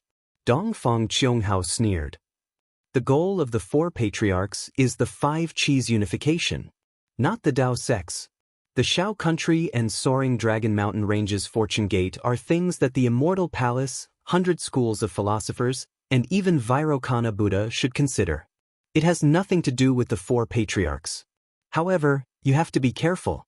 Who knows, The Immortal Palace might have already sent their immortal army to attack the soaring Dragon Mountain range. When you're defeated here and run back in panic, there will be no more lair for you to lick your wounds. After probing the situation, Xiao Hua was relieved. He smiled and said, if the Immortal Palace attacks, that would be the best. First, this Xiao's plan will not be in vain. Second, this Xiao will have a falling out with the Immortal Palace. Xiao Hua, you actually still have hope for that bastard Gaochen. Shimin Jianzhong couldn't help but persuade him again. Could it be that you didn't know why he sent the master of the Wenchu Palace to your side? See. When Shimin Jianzhong said that, Xiao Hua couldn't help but suck in a breath of cold air. He didn't think that the 4 patriarchs would make a move. Naturally, he didn't think that immortal Emperor Gaochen would send Wenchu to help him. He and Wenchu naively thought that immortal Emperor Gaochen was thinking for Xen. However, now it seemed that immortal Emperor Gaochen was sitting high up and had foresight. He sent Wenchu to the hidden immortal continent to help him. He might have wanted to kill the donkey after it had outlived its usefulness. Damn it. Xiao Hua cursed in his mind. However, he didn't admit it and simply said, Gaochen's thoughts are his business. Fellow immortal Wenchu is my good friend. If I want to face the 4 patriarchs, he will definitely help. Dongfang Qianghao smiled and said, Taoist Xiao, the title of Lightning Master might not be comparable to the title of Dragon Master. The title of the Wenchu Palace Master can't buy someone's life. The 4 of us have been waiting for you for many days. Now that Brother Tianji has said so much, it's only to let you know the true colors of Gaochen. The Wenchu Palace Master gave him the 5 energy origin method, a pearl thrown into darkness. Ever since he stood on the sunset cliff, Wenchu's mind was no longer on the cliff. Instead, he looked up at the sky. His eyes were filled with confusion, sadness, sorrow, joy, and melancholy. All kinds of thoughts and emotions were born and extinguished like the wind and clouds. Since Wenchu was like this, Xiaohua was even more careful. He had said so much to Nangong Tianji, and at the same time, he was also stalling for time for Wenchu. He was very clear in his heart that it was already the crucial moment for Wenchu to break out of his cocoon and be reborn. If Wenchu missed this opportunity, who knew when he would truly become an adult? However, Xiaohua smiled wryly because Dongfang Qianghao and the others were staring at Wenchu. They clearly knew that Wenchu had the 5 energy origin method. Even though Wenchu ignored Dongfang Qianghao's words were meant for Wenchu. Xiaohua had no choice but to continue. This Xiao understands what you mean, and this Xiao has already told Nangong Tianji that the 5 cheese unification technique is here. As long as you and the other family heads of the 4 great families send out a document and hand it over to this Xiao after finding the Heaven's Punishment Prison Crystal, this Xiao will definitely hand over the 5 cheese unification technique to you. That way, we can solve this problem without bloodshed and won't fall into immortal Emperor Gaochen's trap. After he finished speaking, Xiaohua stood with his hands behind his back and gazed at the sky just like Wenchu. At this moment, the light of dawn that enveloped the cliff Xiaohua was on started to change again, and it flashed towards the cliff the 4 great clans were on. After Xiaohua and Wenchu, the light gray twilight slowly rose again. As Xiaohua had expected, the 4 families' patriarchs also stood firm like boulders on the mountain cliff. They didn't discuss this through voice transmission. After the time it took to drink a cup of tea, Dongfang Qianghao spoke. Xiaohua, you've just taken over the fortune gate, so you don't know the hardships of our 4 families. That's why you're offering such conditions. Do you think that our 4 clans have been able to stand on the hidden immortal continent for so many years because of the so-called Confucian secret arts? Xiaohua withdrew his gaze and looked at Dongfang Qianghao. I know. The so-called face is more important than the 5 energy origin method in your eyes. I know that you won't agree, and immortal Emperor Gaochen also knows that you won't agree. In my eyes, Xinxin's freedom, Xinxin's happiness, and love for Xinxin are all more important than the 5 cheese unification technique. You 4 clans know this, and immortal Emperor Gaochen also knows this. Therefore, Dongfang Qianghao nodded and solemnly said, even if we know that this is immortal Emperor Gaochen's plan and he knows that we will see through it, we still have to take action. This is fate. When the Nangong family proposed the marriage, this ending was already planted. Xiao Hua nodded and said, I have already said this before. Shimin Jianzhong laughed and said loudly, You have said this before, but at that time, you only said it to brother Tianji, not to the 4 clans. This old man is very interested. Xiao Hua, even if you have more than 200,000 Fortune Gate soldiers, as well as the Scholar Palace's master and other 9th grade Origin Chi realm cultivators helping you, why do you think you can withstand the combined might of our 4 families? This is something that even the Immortal Palace can't do, just based on the so-called love in your heart?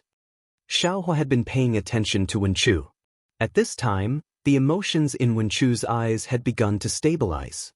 Although these emotions still seemed a bit erratic and there was still some distance between them and the final moment, after hearing Shimin Jianzhong's words, Xiao Hua knew that he had no chance to delay any longer.